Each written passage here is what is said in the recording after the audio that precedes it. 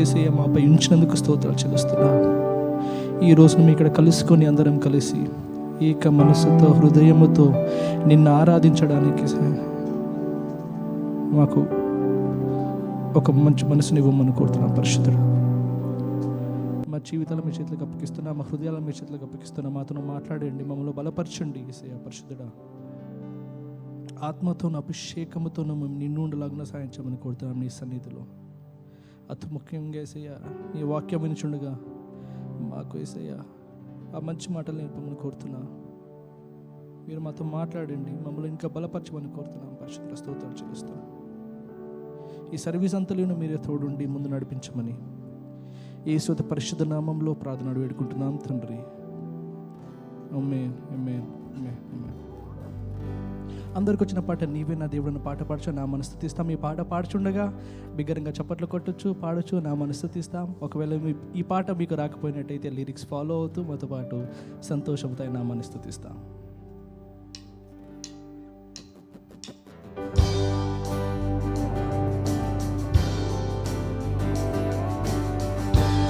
అందరు చెప్పలు కూడా ఇక్కడ ఉన్నప్పటికీ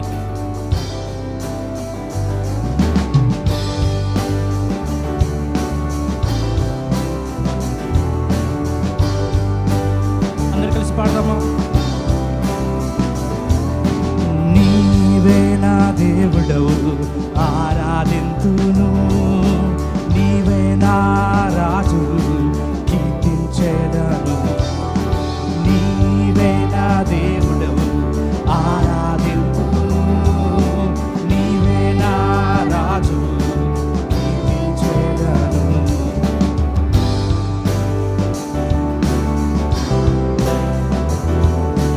మరణమును జయించిన మృత్యుంజయుడవు నీవే, మరణము నుండి జీవముకు నన్ను దాటించావు. పరలోకము నుండి వెలుగుగా వచ్చి మార్గము చూపితివి, చీకటి నుండి వెలుగునకు నన్ను దాటించావు. హోసన్నా మహిమా నీకే, హోసన్నా ప్రభావము రాజునకే, హోసన్నా మహిమా నీకే, హోసన్నా ప్రభావము రాజునకే. నీవే నీవే నీవే యేసు, నీవే నీవే నీవే నీవే యేసు. అందరు చెప్పండి కూడా మీకు ఉన్నప్పటికీ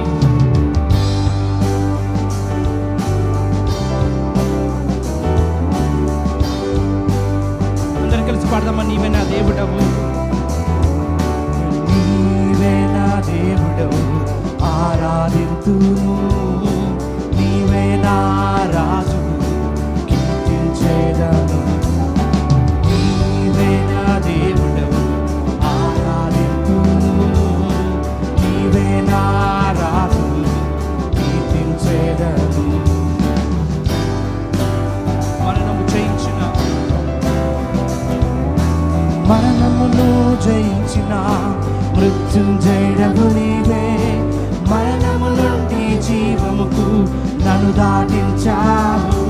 పరలోకము నుండి వెలుగుగా వచ్చి మార్గము చూపితివి, చీకటి నుండి వెలుగునకు నన్ను దాటించా. అందరు కలిసి బిగ్గరగా పాడదామా? హోసన్నా, అవునేసయ్యా, మహిమా నీకే, హోసన్నా ప్రభావం, హోసన్నా నీకే, హోసన్నా మహిమా. అవును ప్రభువా, మీకే స్తోత్రాలు. హోసన్నా ప్రభావము రాజునకే. నీవే నీవే నీవే యేసు, నీవే నీవే నీవే నీవే యేసు, నీవే నీవే నీవే యేసు, నీవే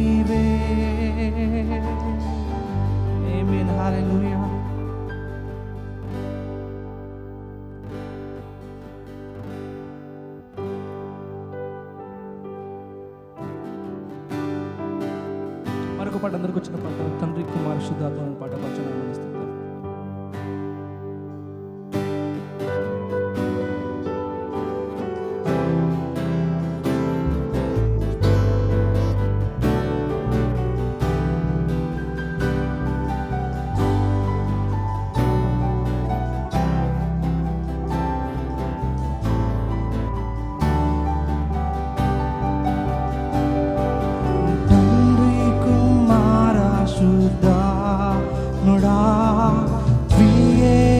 దేవుడా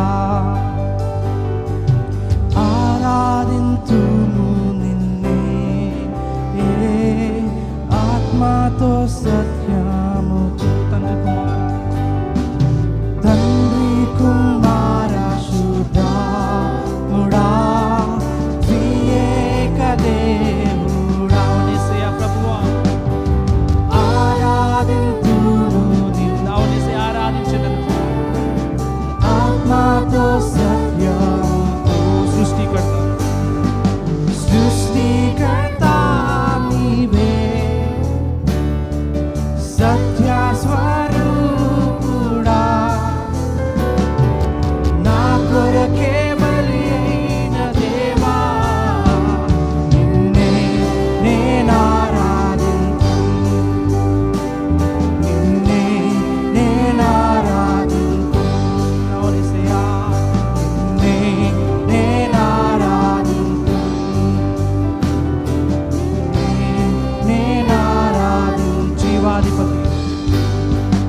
జీవాధిపతి అయిన తేజోమయుడా సర్వోన్నతుడా నిన్నే నేనారాధింతు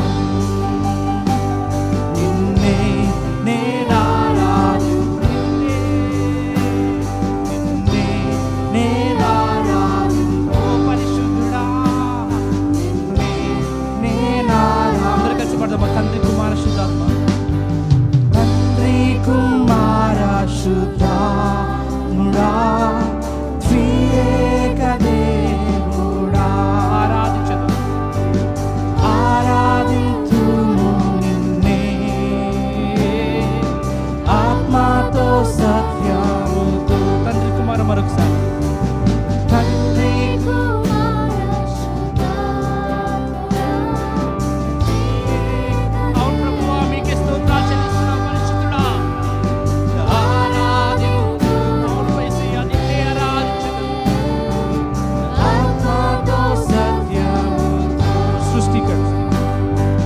సృష్టికర్త నీవే అవును ప్రభువా సత్య స్వరూపుడా నా కొరకే బలి అయిన దేవా నిన్నే నేనారాధింతు నిన్నే నేనారాధింతు నిన్నే నేనారాధింతు. ఓ పరిశుద్ధుడా నిన్నే నేనారాధింతు నిన్నే నేనారాధించు నిన్నే నేనారాధింతు. ఓ యేసయ్యా నిన్నే నేనారాధింతు. హల్లెలూయా. పరిశుద్ధుడా మీకే స్తుతులు చెల్లిస్తున్నాం. అవును యేసయ్యా నిన్నే ఆరాధించదును నిన్నే స్తుతించదును. మీరు చేయించిన ప్రతి మేలుక యేసయ్యా మేము ఎప్పటికీ కృతజ్ఞతస్తులై ఉన్నాం. We are grateful for what you're doing in our lives, Lord. ఎక్కడున్నప్పటికీ కొద్ది క్షణాలు మనం మన స్వరాలు ఎత్తి మన రెండు చేతుల పైకి నామాన్ని స్తుతిస్తామా, ఆ నామాన్ని కనపరుస్తాం, ఆయన కృతజ్ఞతలు చెల్లిస్తాం.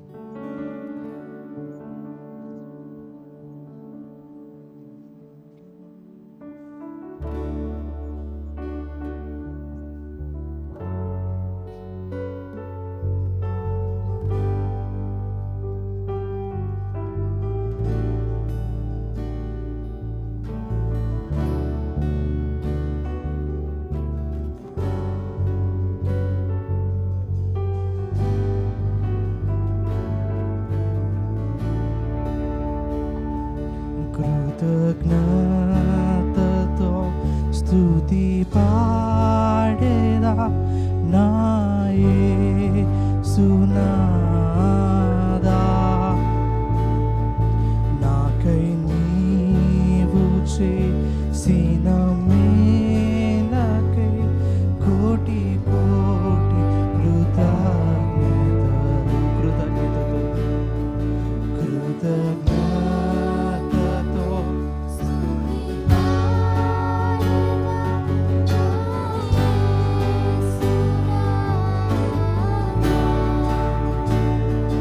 నాకై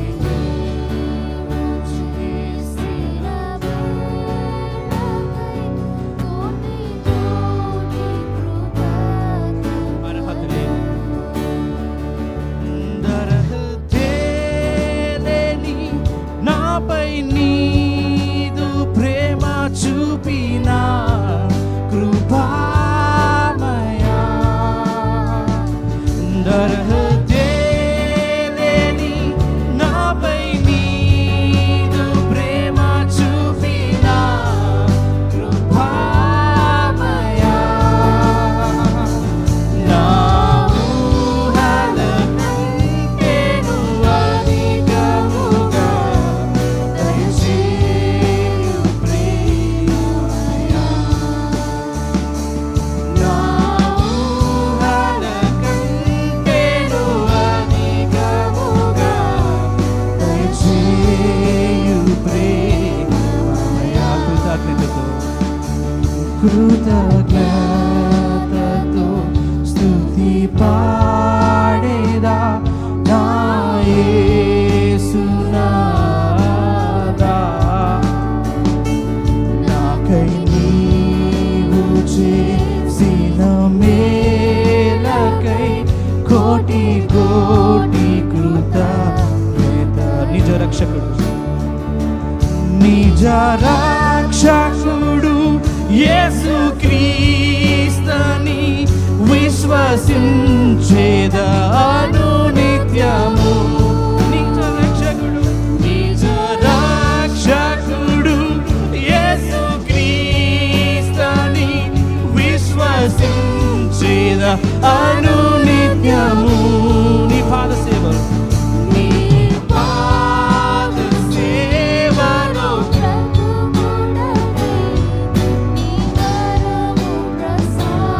అవునేసయ్య. నీ పాద సేవలో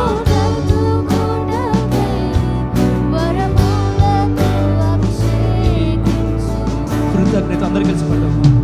కృతజ్ఞతతో స్తుతి పాడేదా నా యేసునాదా. అందరూ కలిసి బిగ్గరగా నాకై నీవు. అవును ప్రభు, మీకే స్తోత్రాలు చెల్లిస్తున్నాం. ప్రతి మేలుకై ప్రతి కృపకై స్తోత్రాలు చెల్లిస్తున్నాం.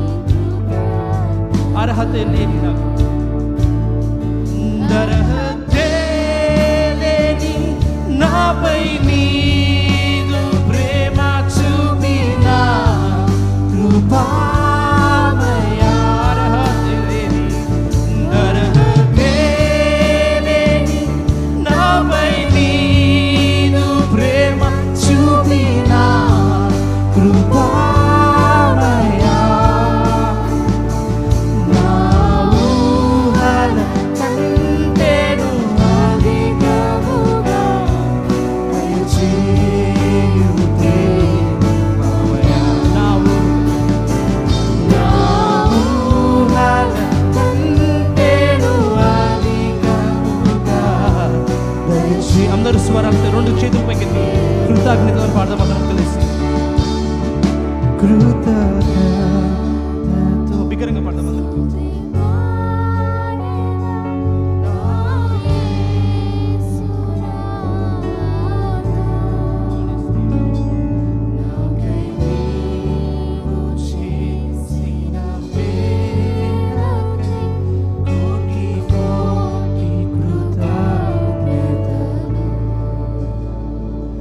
కోటి కోటి కృతజ్ఞతలు.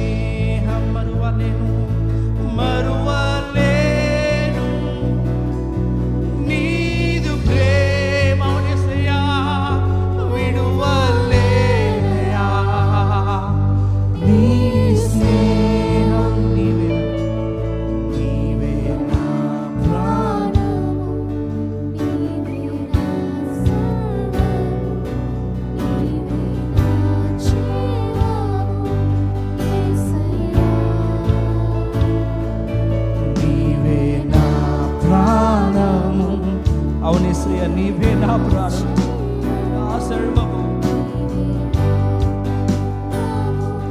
యేసయ్యా మరువలేను నీదు ప్రేమ, విడువలేనయా నీ స్నేహం. మరువలేను నీదు ప్రేమ, విడువలేనయా నీ స్నేహం. నీవే నా ప్రాణం,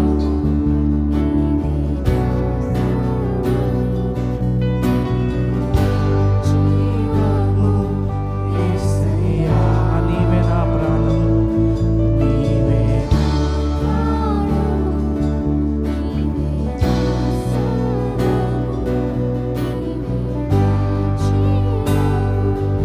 యేసయ్యా మార్గం నీవే, మార్గం నీవే, సత్యం జీవం నీవే, జీవించుటకు ఆధారం. అవును యేసయ్య పరిశుద్ధుడా. మార్గం ఓ హల్లెలూయా. సత్యం జీవం జీవించుటకు ఆధారం అపము రాకుండా కాపాడు వాడవు, నిన్ను నేను ఆరాధింతున్నా. అపయము రాకుండా, అపయము రాకుండా కాపాడు వాడవు, నిన్ను నేను ఆరాధింతున్నా. నీవే నా ప్రాణం,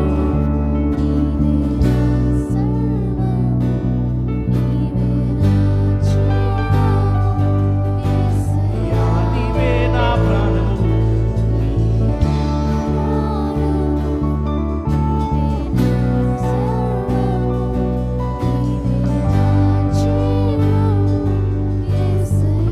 తోడు నీవే. తోడు నీవే, నా అందరు కలిసి బిగ్గరగా పాడదామా? నిత్యం నా తోడు నీవే, నా తోడు నీవే యేసయ్యా.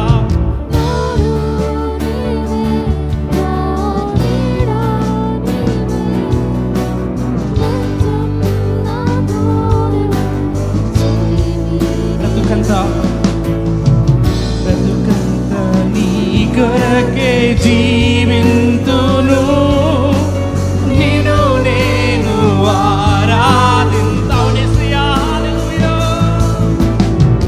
బ్రతుకంతా నీ కొరకే జీవింతును, నిన్ను నేను ఆరాధింతా.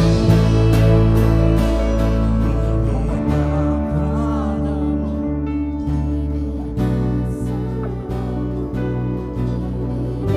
జీవము యేసయ్యా, నీవే నా ప్రాణము, నీవే నా సర్వము, నీవే నా జీవము యేసయ్యా. అవును యేసయ్య పరిశుద్ధుడా, స్తోత్రాలు చెల్లిస్తున్నాను. యేసయ్య మేము ఎప్పటికీ బలపడలేము యేసయ్య, నేను ఎప్పటికీ విడువలేము యేసయ్య. మీరు మా కొరకై మీ ప్రాణాలు అర్పించారు ప్రభువా. ఆ విలువైన ప్రేమకై స్తోత్రాలు చెల్లిస్తున్నాం. మీకే స్తుతి మహిమ ఘనత కలుగును కాక. పరిశుద్ధుడా, పాపులమైన మమ్మల్ని రక్షించారు, దరి చేర్చారు, దానికై స్తోత్రాలు చెల్లిస్తున్నాం. ఇదిగో యేసయ్య, మా బాధలన్నిటిని నీ సన్నిధిలో పెడుతున్నాం. మా ప్రతి అవసరతను నీ సన్నిధిలో పెడుతున్నాం. మా ప్రతి బలహీనతను మీ సన్నిధిలో పెడుతున్నాం. పరిశుద్ధుడా, మీ దరి తెచ్చుకోండి. పరిశుద్ధుడా, స్తోత్రాలు చెల్లిస్తున్నా. ఈ సమయానికై స్తోత్రాలు చెల్లిస్తున్నాం యేసయ్య. ఈ జీవితానికై స్తోత్రాలు చెల్లిస్తున్నాం. అనుదినము ఇలాగ నన్ను స్తుతించడానికి గణపరచడానికి మరొక అవకాశం అని కోరుతా. అలాగనే వాక్యం వినుచుండగా పరిశుద్ధుడా, మమ్మల్ని మేము సిద్ధపరచుకొనుచున్నాము. మాతో మాట్లాడండి, మమ్మల్ని బలపరచమని కోరుతున్నాం. పరిశుద్ధుడా, మా హృదయాలు తెరిచి ఉన్నాం, మాతో మాట్లాడండి. నిన్ను స్తుతిస్తూ అనుదినము ఆరాధిస్తూ యేసు పరిశుద్ధ నామములో ఈ ప్రార్థన వేడుకుంటున్నాం తండ్రి. ఆమేన్, ఆమేన్, ఆమేన్. అందరు గట్టి హల్లెలూయా చెప్దామా? హల్లెలూయా, హల్లెలూయా. అందరూ కూర్చుందామని. Praise the Lord. ఈ దినం యొక్క ప్రత్యేకత ఎంతమందికి తెలుసండి ఇక్కడ ఉన్న వాళ్ళల్లో? Does anyone know what is today? What is the significance and importance of this day? Yes, so ఇవాళ ఫాదర్స్ డే. ప్రపంచవ్యాప్తంగా ఈరోజు ఫాదర్స్ డేగా సెలబ్రేట్ చేసుకుంటారు. So we are also celebrating this in the church. అందుని బట్టి పాస్టర్ గారు he requested me to say a few words about father's day. So ఈరోజు ఇక్కడ నేను ఉన్నానంటే అది కేవలం నా తండ్రి, నా తల్లి, my mother and father, their sacrifices. So నా లైఫ్ ఎక్స్పీరియన్సెస్లో నుంచి నా ఫాదర్ నన్ను ఎలా పెంచారో, నన్ను మా తమ్ముడిని ఏ విధంగా అయితే ఆయన పెంచారో, I just wanted to talk about few things in my life. And ఈ పర్టికులర్ ఫాదర్స్ డే నాకు చాలా ప్రత్యేకం. ఎందుకంటే గత సంవత్సరం సెప్టెంబర్ మాసంలో I lost my father. So it is so important for me, and this is the first Father's Day that I am celebrating without my father. My father is with the Lord, and this is my first Father's Day. ఆయన బ్రతికున్న రోజులు కొన్నిసార్లు ఆయన చెప్పిన మాటలు కూడా మేము తీసుకునే వాళ్ళం కాదు. అవి ఎంత ఇంపార్టెంటో మాకు ఇప్పుడు తెలుస్తున్నాయి. So I just wanted to talk about few things what he taught us throughout our life. 40 years of my life I have lived with my father, and I just wanted to talk my life experiences. So my father and I just wanted to say 5 P's about a father. First P is he is a provider. A father takes care of all the needs of his children. He works very hard. ఎంత కష్టపడి ఆయన పనిచేసి మాకున్న అవసరతలు అన్నీ ఆయన తీర్చేవారు. మా చదువుల విషయంలో కానీ ఆయన మా సమయం, ఆయన ఎంతో బిజీగా ఉన్నప్పుడు కూడా మాకు ఆయన సమయం ఇచ్చేవారు అనమాట. He use to come home 8:30కి అలా ఇంటికి వచ్చేవారు. ఆ టైంలో నాకు ఆయన సైకిల్ నేర్పించారు. సాయంత్రం సైకిల్ తొక్కడం కానీ ఆయన టైం అప్పుడు నాకు ఇచ్చారు. సో నేను బ్యాడ్మింటన్ జోనల్ ప్లేయర్ని. మా డాడీ నాకు బ్యాడ్మింటన్ నేర్పించారు. He is not a badminton player, కానీ నాకు ఆయన చిన్నప్పుడు బూస్ట్ కొంటే ఒక 2 ర్యాకెట్స్ వచ్చినాయి. ఆ ర్యాకెట్స్తో మా డాడీ నాకు బ్యాడ్మింటన్ నేర్పించారు. And I represented my university in Bengaluru. So మా daddy uses to provide for our needs. ఎంత చిన్న ఉద్యోగంలో ఉన్నా మాకు కావాల్సిన ప్రతి ఒక్కటి ఆయన సమకూర్చారనమాట. So as a provider he did his job well. And second p that I want to talk about is he is a protector. ఆయన ఎలా మమ్మల్ని కాపాడేవాడంటే, మాకు చిన్నప్పటి నుంచి, నాకు తెలిసినప్పటి నుంచి కుటుంబారాధన జరిగేది మా ఇంట్లో. ఆ కుటుంబారాధనలో రోజంతా మేము ఎంత చెత్త పనులు చేసినా సాయంత్రం బైబిల్ ఓపెన్ చేసి మా చేత చదివించేవారు అనమాట, మీరు చేసింది కరెక్టా కాదా అనేసి. So at the end of the day we use to say sorry daddy, మేము చేసింది తప్పులే అనేసి. So he use to show us the word and make us understand what we are doing and how we are leading our lives. So ప్రతి దినం మా కొరకు ఆయన ప్రార్థించేవారు. రేయి మొదటి జామ్ అంటే ఏ టైమో నాకు తెలియదు, కానీ 4:30 గంటలకి early morning at 4:30 in the morning మా డాడీ ప్రతి దినము నాకు తెలిసినప్పటి నుంచి ఆయన చనిపోయేంత వరకు 4:30 మార్నింగ్కి లేచి నా కొరకు, మా తమ్ముడు కొరకు, ఎంతోమంది కొరకు విజ్ఞాపన చేసేవారు. ఆయన చేసిన ప్రార్థనల వల్లే ఈరోజు మేము ఈ స్థితిలో ఉన్నాం, నేను కానీ మా తమ్ముడు కానీ. So as a protector he has done his job well. He took care of all our spiritual needs. He prayed for us. He prayed with tears. అంత చక్కగా మమ్మల్ని సంరక్షించుకుంటూ, మరి ఈ రోజుల్లో పిల్లలు ఎంతోమంది ఎన్నో వ్యసనాలకి గురైపోతున్నారు కదండి. త్రాగుడు కానీ, ప్రొనోగ్రఫీకి, ఎన్నో రకాలైన వాటికి బానిసలు అయిపోతున్నారు కదా. మరి తండ్రిగా ఆయన చేసిన ప్రార్థనల వల్ల at every stage in our life we were able to limit a lot of temptations రాకుండా ఎవరికి ఉండవు. I was also expose to many temptations in life. అయినప్పటికీ ఆ ప్రార్థనలు మాకు కంచెలాగా కాపాడాయి అన్నమాట. So this, as a protector, he did his job. And the third P that I want to talk about is that he is priest. ఒక యాజకుడిలాగా ఆయన మా కొరకు ఎల్లప్పుడూ విజ్ఞాపన చేసేవాడు. ప్రతిరోజు మా కొరకు ప్రార్థించి మా యోగక్షేమాలు కొన్ని సంవత్సరాలు మా డాడీ మాతో లేరు. ఆయన ఉద్యోగ బాధ్యతలను బట్టి ఆయన డిఫరెంట్ ప్రదేశాల్లో పనిచేశారు. సో ఆయన ప్రతి దినము మా కొరకు he use to make sure that we're taken care of. ఒక యాజకుడు ఏ విధంగా అయితే దేవుని దగ్గర మా కొరకు ప్రార్థిస్తారో ఆ విధంగా ఆయన ప్రార్థించాడు. So he was a priest. And the fourth P that I want to talk about is that he was a prophet. ఒక ప్రాఫెట్ లాగా ఆయన చేసిన ప్రాఫెసీస్ మా జీవితంలో ఇప్పుడు అవి నెరవేర్పులోకి వస్తున్నాయి అన్నమాట. నా జీవితంలో కానీ మా తమ్ముడి జీవితంలో కానీ. మరి బైబిల్లో కూడా ఉంది కదండి, యోసేపు ఫలించడు కొమ్మ అని వాళ్ళ తండ్రి ఎలాగైతే ఆయన్ని ఆశీర్వదించాడో, మరి ఒక ప్రిజన్లో ఉన్న అతన్ని ప్రైమ్ మినిస్టర్గా ఆయన అయిపోయాడు. అబ్సల్యూట్ జీరో నుంచి ఏ విధంగా అయితే ఆయన హీరో అయ్యాడో, నేను మా తమ్ముడు we were zero once. 10-15 years ago I was absolute zero. అలాంటిది ఈరోజు మమ్మల్ని ఈ స్థితిలో ఉంచారంటే ఆయన చేసిన ప్రాఫెసీస్. మరి ఆయన నమ్మాడు, దేవునిలో సమస్తం సాధ్యమని నమ్మి మా జీవితంలో ఆయన చేసిన ప్రాఫెసీస్ని బట్టి మేము ఈరోజు ఈ స్థితిలో ఉన్నందుకు he was a profit. And the last P that I want to talk about is that he was a promoter. ఆయన మాకు కావాల్సినవన్నీ ఇచ్చి మమ్మల్ని హెచ్చించి మమ్మల్ని గొప్ప చేశాడు. ఆయనకున్న whatever little he has accumulated he has given us that platform and promotion. So ఒక యోబులాగా ప్రతిరోజు ప్రార్థించాడండి, విజ్ఞాపన చేశాడు, మాకు కావాల్సిన అన్నీ సమకూర్చాడు. సో ఈరోజు నా తండ్రి నాతో లేడు. లాస్ట్ ఇయర్ ఫాదర్స్ డేకి my father and my mother వాళ్ళు నెల్లూరులో ఉంటారు. నేను విష్ చేశాను, daddy happy father's day, you have been a very godly father. చాలా గాడ్లీ ఎగ్జాంపుల్స్ ఆయన సెట్ చేశారు. ఒక చిన్న ఇన్సిడెంట్ నేను ఒకటి చెప్పేసి ముగిస్తానండి. సో నాకు చిన్నప్పుడు మాకు సండే స్కూల్ ఉండేది. మా సండే స్కూల్లో ఇట్ వాజ్ నాట్ విత్ సర్వీస్తో పాటు ఉండేది కాదు. సర్వీస్ అంతా అన్ని సర్వీసులు అయిపోయాక సాయంత్రం 4 గంటలకు జరిగేది మా సండే స్కూల్. సో ఆ సండే స్కూల్కి వెళ్ళేటప్పుడు నాకు కానుకలు వేయడానికి 1 రూపీ ఇచ్చేవారు మా daddy.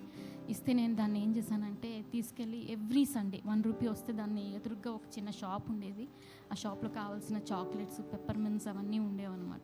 So I uses to take and make it 425 Pisces. 425 పైసలు చేసేసి ఒక 25 పైసతో నాకు కావాల్సిన పెప్పర్మింట్స్ కొనుక్కునేదాన్ని. మనం I uses to get 5 of them. And ఒక 25 పైసే దేవుడికి వేసేదాన్ని. ఇంకా మిగిలిన 225 Pisces was my savings. I uses to keep it like that. అలా నేను ఇన్ని 25 పైసలు అక్యుములేట్ చేసుకున్నాను. ఒకరోజు నేను డాడీని చూసాను. నేను మా తమ్ముడు ఇంగ్లీష్ సర్వీస్కి వెళ్ళేవాళ్ళం. మమ్మీ డాడీ 10 o'clock తెలుగు సర్వీస్కి వెళ్ళేవాళ్ళు. ఒకరోజు డాడీ భోజనం అయిపోయాక సండే ఆయన బ్యాంక్కి వెళ్ళిపోతారు. ఆ రోజు వెళ్ళకుండా కూర్చొని something he was reconciling. Daddy ఏం చేస్తున్నావు? I'm so inquisitive. I uses to ask him, ఏం చేస్తున్నావు డాడీ అంటే ఆయన నాకు చెప్పారు, నాయన ఇన్ని రోజుల వరకు నేను దేవుడికి చాలా ఎగ్గొట్టేశాను. ఒక దొంగలాగా నేను ఆయన సమ్ముని నేను ఆయనకి ఇవ్వకుండా ఎగ్గొట్టేశాను. సో అవన్నీ నేను రాసుకుంటున్నాను. రాబోయే కొన్ని నెలల్లో కానీ సంవత్సరాల్లో కానీ I want to repay everything అని నాకు ఆయన చెప్పారనమాట. అప్పుడు నేను చాలా చిన్నదాన్ని. That I don't know what provoked me. నేను అప్పుడు వెళ్ళి నా బ్యాగ్ ఓపెన్ చేసి చూస్తే ఇన్ని 25 పైసలు ఉన్నాయి. సో ఆ 25 పైసలు అన్నీ నాకు కాదు కదా. దాంతోపాటు నేను పెప్పర్మింట్స్ కోసం ఎన్ని 25 పైసలు ఖర్చు చేసేసాను. అవన్నీ నేను మా డాడీ దగ్గర తీసుకొని I repair it to the lord. And today I am seeing the blessing of the Lord in my life like never before. So he led that godly example. And ఆయన చెప్పడమే కాదండి, ఆయన చేసి చూపించారు. ప్రతి ఒక్క విషయంలో నాకు మార్గదర్శకంగా మా డాడీ ఉన్నారు. ఈరోజు మరి పాస్టర్ గారు నన్ను ఎందుకు సెలెక్ట్ చేసుకున్నారో నాకు తెలియదు. ఇది నాకు ఎంతో ప్రత్యేకమైన father's day. I miss my father and I believe one day I'm going to see him up there with the Lord. ఈ సమయంలో మరి చర్చ్లో ఉన్న ప్రతి ఒక్క ఫాదర్ మీరు లేచి నిలబడితే మీ కొరకు ఒక మంచి గిఫ్ట్ రెడీ చేసి పెట్టారండి. So we want to honour all the fathers in the church. So ఎవరెవరైతే ఫాదర్స్ ఉన్నారో మీరు మీ స్థలంలో లేచి నిలబడితే మీకు గిఫ్ట్స్ ఇవ్వబడతాయి.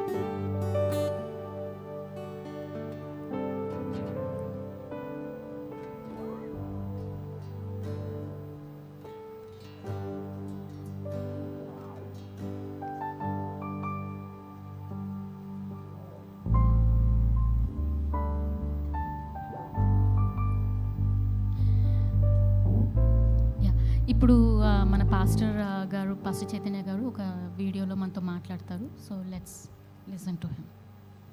Good morning, Capstone. Thank you for joining us today at our service, and I pray that you had a wonderful opportunity to worship together, fellowship together, and of course, you are going to learn the word together. I want to thank Dr. Vijay for joining us today, and he's going to bring a powerful word to us opportunity to worship in the coming together, 2 weeks, fellowship together, and I pray that you would have an open heart to receive from him together, and praise God for the word that he's bringing every time he's here. Thank you, Anna. Thank you for doing what you're doing for Capstone. All right, of course, today being a Father's Day, we want to wish all the fathers in the church a very, very happy Father's Day together. And of course, we want to pray with you and bless you. If there are fathers in the house right now, would you like to take a moment to stand to your feet? And those around them, would you just take a moment to not just those around them, but I think the entire church should take a moment to appreciate them for the fathers and the way that God gave us godly fathers. All of our fathers who are here, we praise God. I want to especially thank God for the father that God gave me, who had helped me to know Christ and follow according to the word of God, the will of God. Continually encouraged me, nudged me, forgiven me, taught me to obey God, and provided for me, always there to protect me. And I praise God for my father, and I'm sure you do too. So I want to take a moment to wish all of you a very, very happy Father's Day. And of course, Pastor Janet, I want you to just take a moment to bless the fathers and wish them and pray for them. Would you do that? Yeah. So wishing everyone happy Father's Day. I know being a father is not easy, but then that's a wonderful role God has given each one of us. So let's close our eyes and commit ourselves to God, because He's the one who guides us and leads us to be what He's called us to be. Let's pray. Father, we thank you for this time, and thank you, Lord, for all the fathers out there and here too. We just give it into your hands. We thank you, Lord, that you are the one who gives us those roles, and you're the the one that will equip us to be like a role model, like Christ is to His church. And Lord, I pray that you'll help each one of us in the ways that you can, to be able to reflect your love to our homes, to our children, to our spouses, and be a great example, Lord, of the greatness of your love in and through us. So Lord, till that end, we give every father into your hands, who's becoming a father, who's already a father, each one very dearly into your hands. And I pray that you'll be the guiding light in their lives in all aspects, not only in regards to family, but in all aspects, Lord. Being a beautiful example for the children to see and follow. So we thank you for this opportunity. Thank you for all the fathers. We just want to praise you that you are our father, and we have a model to follow after. So we want to bless your name. In the name of Jesus we pray. Amen. Amen. Hey, thank you once again. Happy Father's Day. Thank you. So we want to wish all of you a very, very happy Father's Day. God bless you. We'll see you again soon.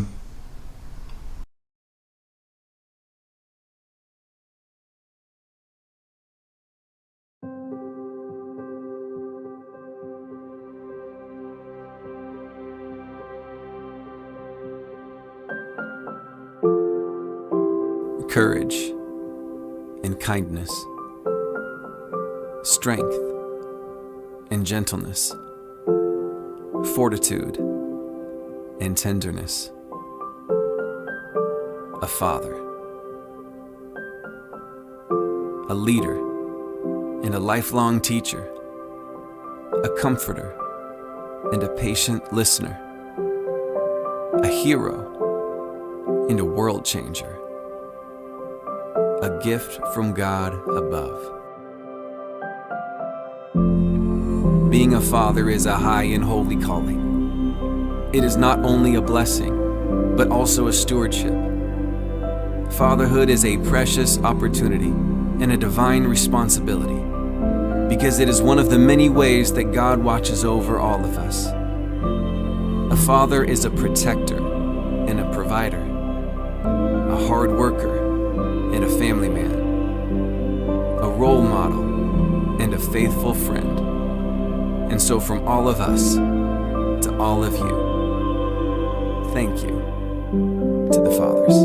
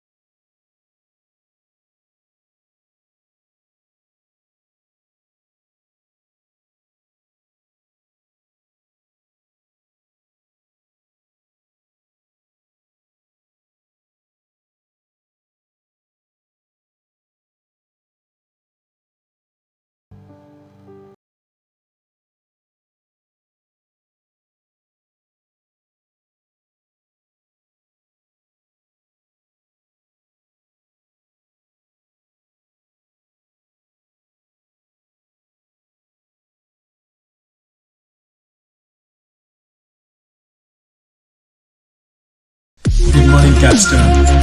Thank you for joining us today in our service. And I pray that you had a wonderful opportunity to worship together, fellowship together, and of course, you are going to learn.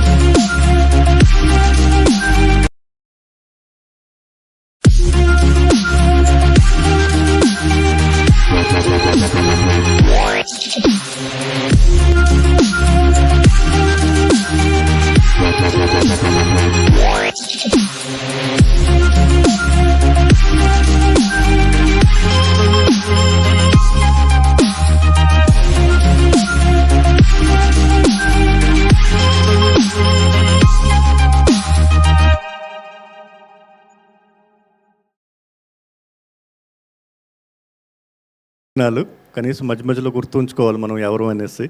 So it's a wonderful time to remember and thank you sister for the testimony also. మీ సాక్ష్యాన్ని బట్టి దేవునికి వందనాలు చెల్లిస్తున్నాం.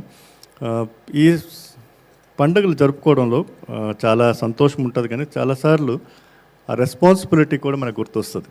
అంటే మనం చేయాల్సిన పని ఏంటో కూడా గుర్తొస్తుంది. అందుకే చాలా జాగ్రత్తగా వినాలి సాక్ష్యాలు విన్నప్పుడు. ఎందుకు మనం ఆనందిస్తున్నాం, మన తండ్రి గురించి, ఆయన చేసిందేంటి, లేదా మనం చేయాల్సిందేంటి కూడా మనం చూసుకోవాలి. So it's as much as we celebrate, it's also time to examine how we're, మనం ఎలా ఉన్నామనేసి కూడా మనం చూసుకోవాలి. So glad to be back. మళ్ళీ మీ మధ్యలోకి రావడం దేవుని కృప, దేవుని సమయంలో మళ్ళీ మీ మధ్య రావడం దేవుడు అవకాశం ఇచ్చారు. ఈ ఆదివారం, వచ్చే ఆదివారం, 2 ఆదివారాలు ఈ నెల నేను ఉంటాను మీతో పాటు. సో ఈసారి ప్రార్థన చేస్తున్నప్పుడు ఈ క్యాప్స్టోన్ వచ్చిన తర్వాత చాలా చాలా విషయాలు నాలో మారిపోతున్నాయి. నా రొటీన్ చేసే పనులు ఇప్పుడు జరగట్లేదు. నేను జనరల్గా ఇక 25 years మినిస్ట్రీలో సర్మన్స్ రాసేది లేదు. ఎప్పుడు నేను సర్మన్లు రాసేవాడిని కాదు. దేవుడే చెప్తే అది చెప్పడమే. ఇప్పుడు కూడా దేవుడే చెప్తున్నాడు. కానీ గత 2-3 సార్ల నుంచి దేవుడు మళ్ళీ ఈ నోట్స్లు ఇవ్వడం, ఒక నోట్స్ రాయడం ఇవన్నీ కూడా నేర్పిస్తున్నారు. రెండోది ఏమంటే, జనరల్గా క్యాప్స్టోన్ ముందు వచ్చినప్పుడు 3 సర్వీసుల్లో 3 వేరే మెసేజెస్ దేవుడు ఇచ్చేవాడు. కానీ గత కొన్నిసార్లుగా 3 సర్వీసులు ఒకే మెసేజ్ ఇవ్వమని దేవుడు మళ్ళీ చెప్తాడు. ఒకే సంఘం కాబట్టి ఒకే రకంగా ఎదగాలి అని దేవుడు కోరుకుంటాడు నాకు తెలుస్తుంది. కాబట్టి ఇప్పుడు 3 సర్వీసులు ఒకే మెసేజ్. ఇది కూడా నాకు కొత్త. ఈ 25 ఏళ్ళలో ఈ చర్చిలోనే ఇలా జరుగుతుంది. ఒక సర్మన్ అంటే ఒక నోట్స్ తయారు చేయడం, తర్వాత దాన్ని ప్రజెంట్ చేయడం, ఒకే మాటను మళ్ళీ మళ్ళీ చెప్పడం ఇది నాకు అసలు అలవాటు ఉండేది కాదు. దేవుడు అలాగే నన్ను ఎప్పుడు వినియోగించుకోలేదు. కానీ గత 2-3 నెలల నుంచి ఈ ప్రత్యేకంగా ఈ సమయంలో మన సంఘం కోసం, క్యాప్స్టోన్ సంఘం కోసం కొన్ని విషయాలు దేవుడు నేర్పించాలనుకుంటా. అందరినీ, తెలుగైనా కావచ్చు, ఇంగ్లీష్ అయినా కావచ్చు, హిందీ అయినా కావచ్చు, అందరినీ ఒకే రకంగా ఎదిగించాలని కోరుకుంటున్నట్టు నాకు దేవుడు చెప్తున్నారు. కాబట్టి ఈరోజు ఒక సర్మన్ సిరీస్ చెప్పాలి. ఈరోజు తర్వాత వచ్చే ఆదివారం ఒకే విషయం మీద మనం మాట్లాడతాము. ఆల్రెడీ మీకు వీడియోలో చూపించారు కదా, ప్రాముఖ్యమైన ఆజ్ఞ ఏంటి అన్నది, గ్రేటెస్ట్ కమాండ్మెంట్, ఇది మన టాపిక్ ఉంటుంది. చెప్పాలంటే రెండే యాక్చువల్గా, దేవుణ్ణి ప్రేమించు, దాని పొరుగువాడిని నువ్వు ప్రేమించు. చాలాసార్లు వినుంటారు, చాలాసార్లు చదువుంటారు, కొత్తదేం కాదు. కానీ కొన్నిసార్లు ఏమవుతుందంటే బాగా తెలిసిన విషయాలనే మనం పట్టించుకోం. అంటే చాలా తేలిగ్గా మా తెలుసులే అనుకుంటాం. అది చాలా కష్టమైంది, చాలా ఇబ్బందికరమైంది. చాలాసార్లు మనం తప్పులు ఎందుకు చేస్తామంటే అన్నీ తెలుసు అనుకుంటాం. యాక్సిడెంట్లు ఎందుకు అవుతాయి? నాకు తెలుసు ఈ రోడ్డు గురించి, నాకు తెలుసు ఈ వీధి గురించి, నాకు తెలుసు ఆ ఏరియా గురించి అని అనుకుంటాం. కాబట్టి అక్కడ యాక్సిడెంట్లు అవుతాయి. ఓవర్ కాన్ఫిడెన్స్ వస్తుంది. సో చాలాసార్లు తెలిసిన విషయాల్ని తేలిగ్గా తీసుకునే అవకాశం ఉంది.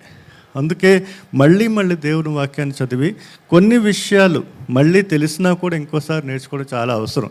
సో ఈసారి ప్రార్థన చేస్తున్నప్పుడు దేవుడు మళ్ళీ ఈ నెల కోసం ఈ ప్రాముఖ్యమైన ఆజ్ఞ ఏంటిది, మన ముఖ్యమైన ఆజ్ఞ ఏంటిది, దాని గురించి కొంచెం మాట్లాడాలనేసి దేవుడు నన్ను ప్రేరేపించారు. ఈరోజు మనం ముఖ్యంగా దేవుణ్ణి ప్రేమించడం, దాని మీద మాట్లాడతాం.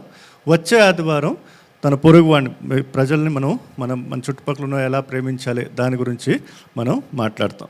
సో ఈరోజు మనం మాట్లాడబోయేది మత్తయి సువార్త 22వ అధ్యాయము. మీకు ఇక్కడ అన్నీ ఉంటాయి, నోట్స్ కూడా ఉంది, ఇంగ్లీష్లో ఉంది. వీలైతే రానున్న సమయంలో తెలుగులో కూడా, హిందీలో కూడా నోట్స్ రెడీ చేయడానికి ట్రై చేస్తాను. కానీ ప్రస్తుతం మాత్రం ఇంగ్లీష్లో నోట్స్ ఉంది కాబట్టి మీరు కొంచెం దాన్ని చూసుకుని, స్లైడ్స్ కూడా ఇంగ్లీష్లో ఉంటాయి ప్రస్తుతానికి. అక్కడ చూపించేవన్నీ మీకు నోట్స్లో ఉంటాయి. QR కోడ్స్ పెట్టారు అక్కడక్కడ. ఆ QR కోడ్ మీరు తీసుకుంటే ఉన్న ప్రజెంటేషన్ అంతా మీకు దొరుకుతుంది. సో మత్తయి సువార్తలో 22వ అధ్యాయంలో 36 నుంచి 40 వచనం మనం చదివితే, మత్తయి సువార్త 22వ అధ్యాయము 36 నుంచి 40 వచనం. వారిలో ఒక ధర్మశాస్త్రోపదేశకుడు ఆయన్ను శోధించుచు, బోధకుడా, ధర్మశాస్త్రములో ముఖ్యమైన ఆజ్ఞ ఏదని అడిగాను.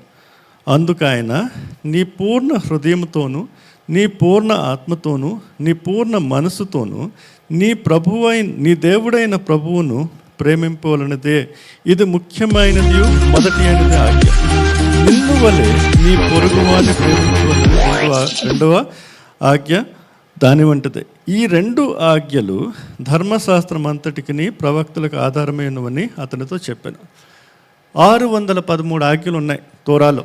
మొదటి 5 పుస్తకాలు బైబిల్లో చదివితే అన్నీ కేవలం 10 ఆజ్ఞలు కాదు. చాలాసార్లు మనం కేవలం 10 ఆజ్ఞలు అనుకుంటాం. యాక్చువల్గా చూడాలంటే 613 కమాండ్మెంట్స్ ఉన్నాయి. సో ఈయన ప్రశ్న అడిగిన వ్యక్తి ధర్మశాస్త్రాన్ని ఉపదేశించేవాడు, ధర్మశాస్త్రం తెలిసిన వ్యక్తి. ఆయన వచ్చి యేసు ప్రభుతో ఆయన శోధించడానికి, నేర్చుకోవడానికి కాదు, ఆయన ఎలాగోలా ఇరికించాలని వాళ్ళందరూ ట్రై చేస్తారు. యేసు ప్రభుని పట్టించి ఏదో రకంగా ఆయన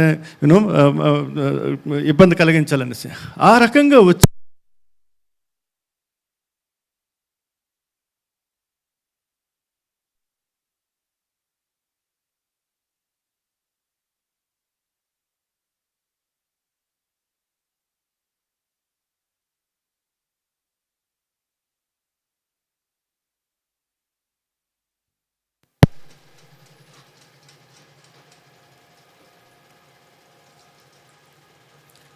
చెక్ ఇక్కడ నేర్చుకోవాలనేసి ఆయనకేం లేదు. ఆయన శోధించడానికి, యేసు ప్రభుని శోధించడానికి అడుగుతున్నారు. దానికి యేసు ప్రభు 2 ఆజ్ఞలు మాత్రమని చెప్పారు. 2 ఆజ్ఞలు అంటే మిగతా ఆజ్ఞలు లేవనేసి కాదు, అన్ని ఆజ్ఞలు కలిపి దాని సారం ఇదే. అన్నిటినీ కలిపేస్తే, అన్ని 613 ఆజ్ఞలు కలిపితే ఈ 2లోనే వచ్చేస్తాయి. దేవుణ్ణి ప్రేమించు, నీ పొరుగువాడిని నీ వలె నువ్వు ప్రేమించు.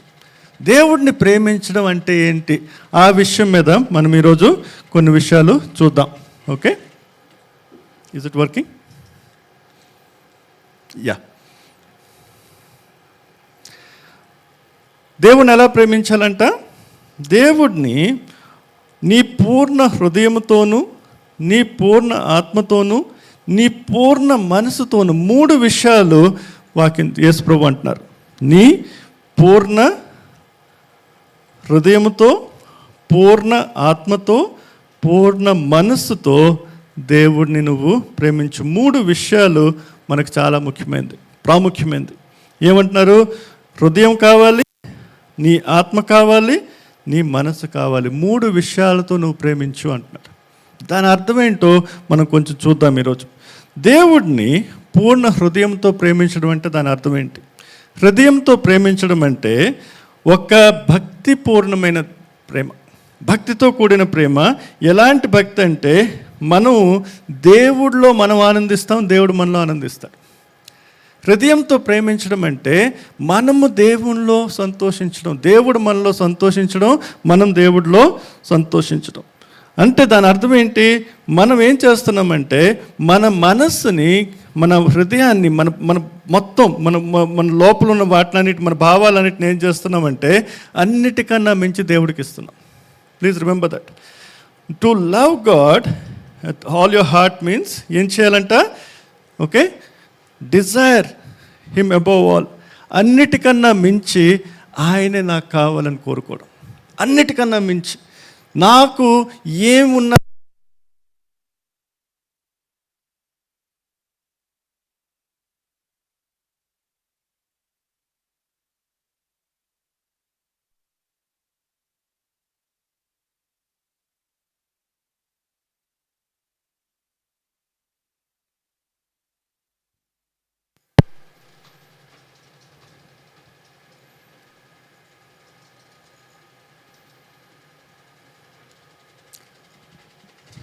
Okay, I hope it stops. Sorry. దేవుడిని ప్రేమించడం అంటే దాని అర్థం ఏంటి? అన్నిటికన్నా ఆయనే నాకు కావాలి, ఆయన కోసం తప్పించాలి, పరితపించాలి. పరితపన అంటే ఏంటి? ఆయన లేకపోతే నాకు కుదరదు, ఆయన ఉండకపోతే నాకు కుదరదు, ఆ భావం రావడం, అది చాలా ముఖ్యం. తర్వాత 3వది ఏంటంటే మన నిర్ణయాలు, మన భావాలు అన్నీ కూడా ఆయన పట్ల మనకుంది ప్రేమ కాబట్టి తీసుకుంటాం. ప్రతి నిర్ణయం, మనం తీసుకున్న ప్రతి నిర్ణయం మన ఎవరిని ప్రేమిస్తున్నామో తెలిపిస్తుంది. That's actually true. మనం చేసుకున్న ప్రతి నిర్ణయం మనం ఎవరిని ప్రాముఖ్యంగా మన జీవితంలో స్థలం ఇస్తున్నామో తెలుస్తుంది. పిల్లల పరీక్షలు ఉన్నాయండి, ఇప్పుడు పెళ్లి చేయకండి అంటారా? ఇప్పుడు సెలవులు ఉంటాయండి, మనం అక్కడికి వెళ్ళొచ్చండి అంటారు. అంటే అక్కడ ప్రాముఖ్యత ఎవరు? పిల్లల పరీక్షలు, పిల్లలు కదా. ప్రతి నిర్ణయంలో ఎవరినైతే మనం ప్రథమ స్థానం ఇస్తున్నామో వారు మనకు ముఖ్యం. దేవుడిని ప్రేమించడం, మన హృదయంతో ప్రేమించడం అంటే దాని అర్థం ఏంటంటే మనం ఉన్న భావాలన్నీ కూడా, మనం తీసుకున్న నిర్ణయాలన్నీ కూడా ఆయన పట్ల ప్రేమ ఉన్నది కాబట్టి నేను ఇది చేస్తాను, నేను ఇది చేయను, నేను ఇలా ఆలోచిస్తాను, నేను ఆలోచించను, నేను అక్కడికి వెళ్తాను, ఇక్కడికి వెళ్ళను. దేనివల్ల మనం చూస్తున్నాము? దేవుడిని మనం ప్రేమిస్తున్నాం కాబట్టి. ఒక మంచి వ్యక్తి మనకు బైబిల్లో ఉన్నాడు, చాలామందికి తెలిసిన వ్యక్తి. ఆయన పేరు ఏం పేరు? దావీదు. దావీదు గురించి ఏమన్నారు? నా హృదయానుసారం, దేవుడు అన్నారు కదా, man after my own heart. నేను నచ్చిన మనిషి, దేవుని హృదయం ప్రకారం. అంటే మనం ప్రేమించిన దేవుడు ఏం చెప్పాలి? నా మనసు ప్రకారం ఉన్న దేవుడు మనిషి అని చెప్తున్నాడు. దావీదు గురించి ఆ మాట మనం వింటాం. ఆయన రాసిన పాటలు కానీ, ఆయన రాసిన కీర్తనలు కానీ, ఆయన జీవితంలో కానీ చాలా విషయాలు మనం చూస్తే నేర్చుకుంటాం. అక్కడ మనకి కొన్ని రెఫరెన్సెస్ ఉన్నాయి. 1 శామ్యూల్లో 13వ అధ్యాయం 14వ వచనంలో శామ్యూల్ అంటాడు కదా సౌలుతో మాట్లాడుతూ, నేను నిన్ను వెలివేస్తున్నాను, నువ్వు నాకు రాజుగా నాకు కుదరలేదు. దావీదు ఉన్నాడు, దావీదు పేరు చెప్పలేదు అక్కడ, కానీ నా మనసు ప్రకారం నడిచిన వ్యక్తిని నేను ఎన్నుకున్నానని చెప్తారు. కాబట్టి మనం నేర్చుకోవాల్సింది ఏమంటే దేవుని మనిషి ఎలా ఉంటాడు. దావీదు గురించి కొన్ని విషయాలు మనం చూద్దాం. 1 శామ్యూల్లో 17వ అధ్యాయంలో 45 నుంచి 47వ వచనం. Heart of faith and trust, ఒక విశ్వాసంతో కూడిన ఆయన హృదయము, ఒక నమ్మకం కూడిన ఆయన హృదయం.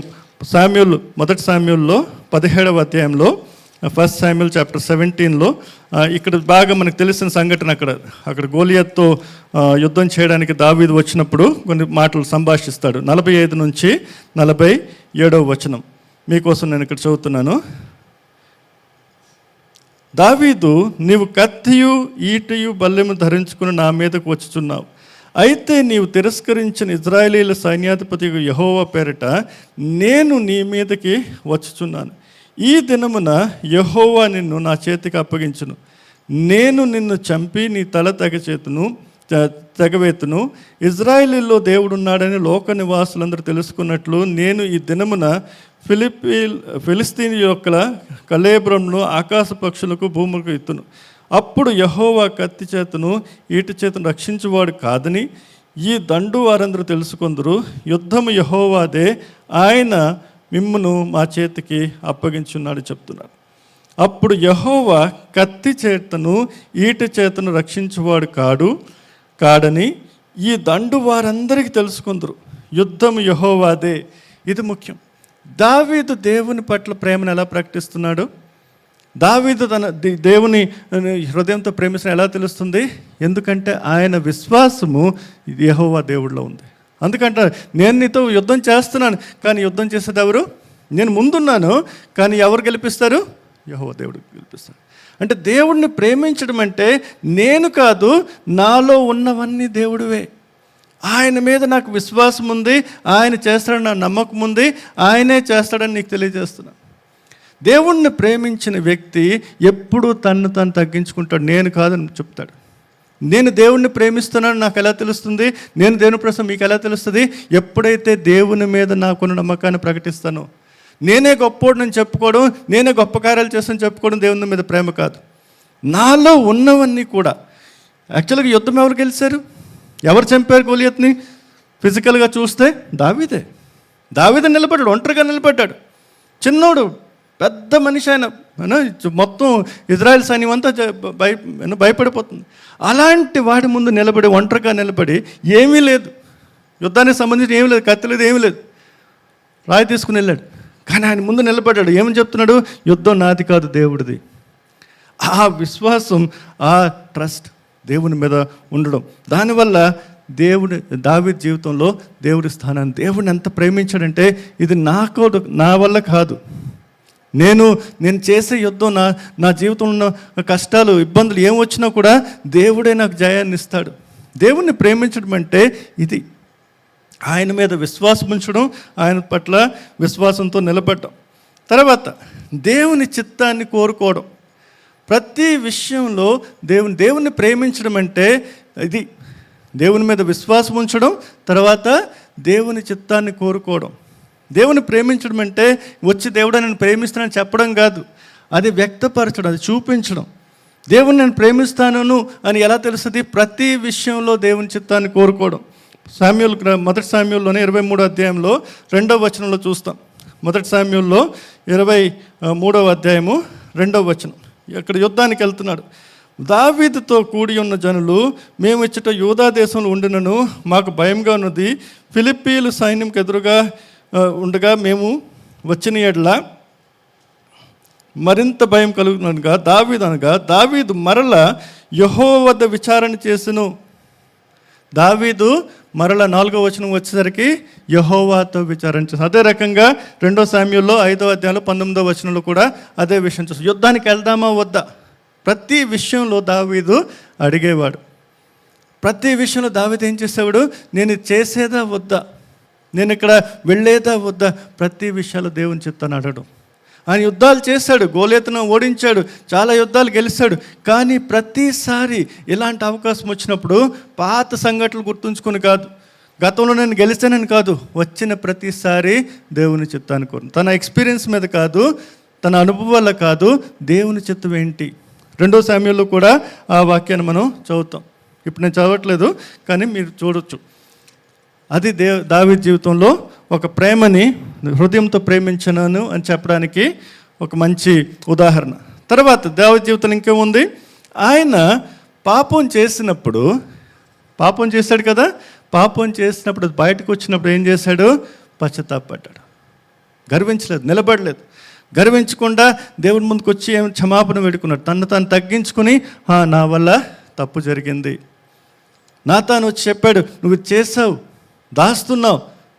వెంటనే ఆయన ఏం చేశాడు? ఒప్పుకున్నాడు.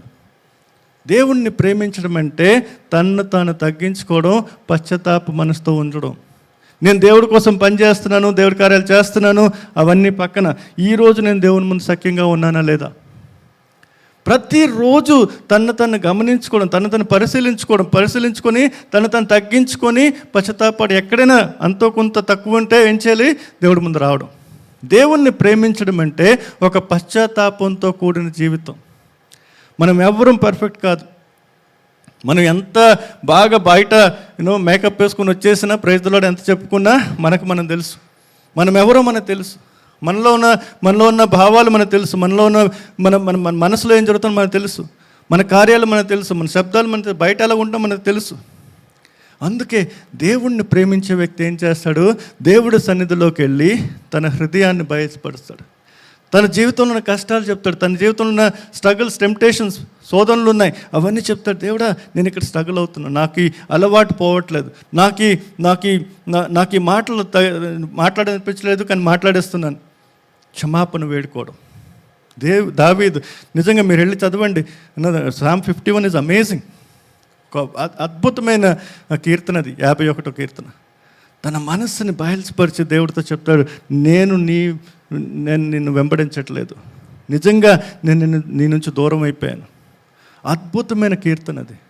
దావీదు దేవుడిని ప్రేమించడం మనకు ఎలా తెలుస్తుంది? ఎందుకంటే ఆయన జీవితంలో ఒక పశ్చాత్తాపం ఉంది. ఆయన జీవితంలో తప్పు చేసినప్పుడు ఒప్పుకునే నమ్మకం, ఒప్పుకునే ధైర్యం, ఒప్పుకొని దేవుడి ముందు ఆయన ముందు పాట పాడటం. ఆ కీర్తన అది చెప్పాలంటే. ఎలా పాట పాడాడు? ఒక విరిగిపోయిన హృదయంతో. నా హృదయంలో ఎన్ని పాపాలు ఉన్నాయి, నా జీవితంలో ఎన్ని పాపాలు ఉన్నాయి, ఈ పాపాలతో నేను వండుకోవట్లేదు, ఒక కొత్త హృదయాన్ని, నూతన హృదయాన్ని ఇవ్వండి అని పాడుకుంటాడు. అలాంటి జీవితం దావీదులో.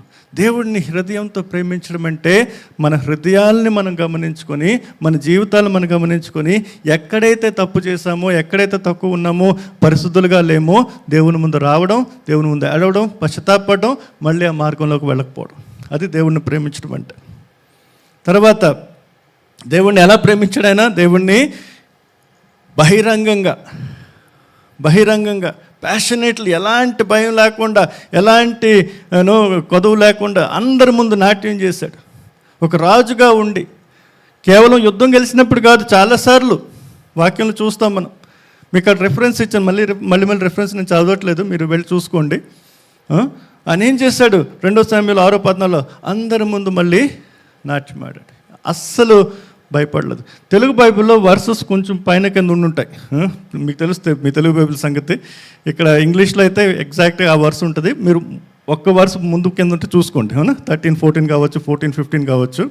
తెలుగు బైబిల్లో 3-4 వర్సెస్ కలిపి ఒక వర్స్ చేసేస్తా కొన్నిసార్లు. So please don't mind the versus. కొంచెం ముందు కింద చూసుకోండి, ఒకవేళ అటు ఇటు అయి ఉంటే తెలుగు బైబిల్లో. ఓకే, సో ఇక్కడ ఏమైంది? ఆయన దేవుడిని ప్యాషనేట్లీ, అటు ఇటు ఎవరు చేయమనుకుంటున్నారు, ఎవరేం చేసుకున్నారు లేదు, నాకు సంబంధం లేదు, దేవుడు నేను ప్రేమిస్తున్నాను, ఆయన నాట్యం ఆడతాను, ఆయన గురించి పాట పాడతాను, ఆయన చేసిన ఘనకార్యాలు నేను చెప్పుకుంటాను అంటే హృదయంతో ప్రేమించడం అంటే దాని అర్థం ఏంటి? ఎవరితో పని లేదు, నేను దేవుడిని ప్రేమిస్తున్నాను, దేవుడు ఎలా కోరుకుంటున్నాడో అలా ఉంటున్నాను, దేవుడిలో నేను సంతోషిస్తున్నాను. దేవుడిని ప్రేమించడం హృదయంతో అంటే దాని అర్థం loving God with heart means that. దావీదులాగా మనం ప్రేమించాలి. దావీదులాగా చూసినప్పుడు మన హృదయాలను మనం గమనించినప్పుడు కొన్ని ప్రశ్నలు మనం ఆడుకోవడం. What you long for most deeply? మీరు ప్రతిరోజు దేని గురించి ఆరాటపడుతున్నారు, దేని గురించి ఆలోచిస్తున్నారు? దావీదు ఏమంటాడు? దావీదు ఒకసారి వాక్యం చదువుతాం. కీర్తనలో 27వ అధ్యాయంలో, కీర్తన 27:4 కీర్తన 27:4 Psalms 27:4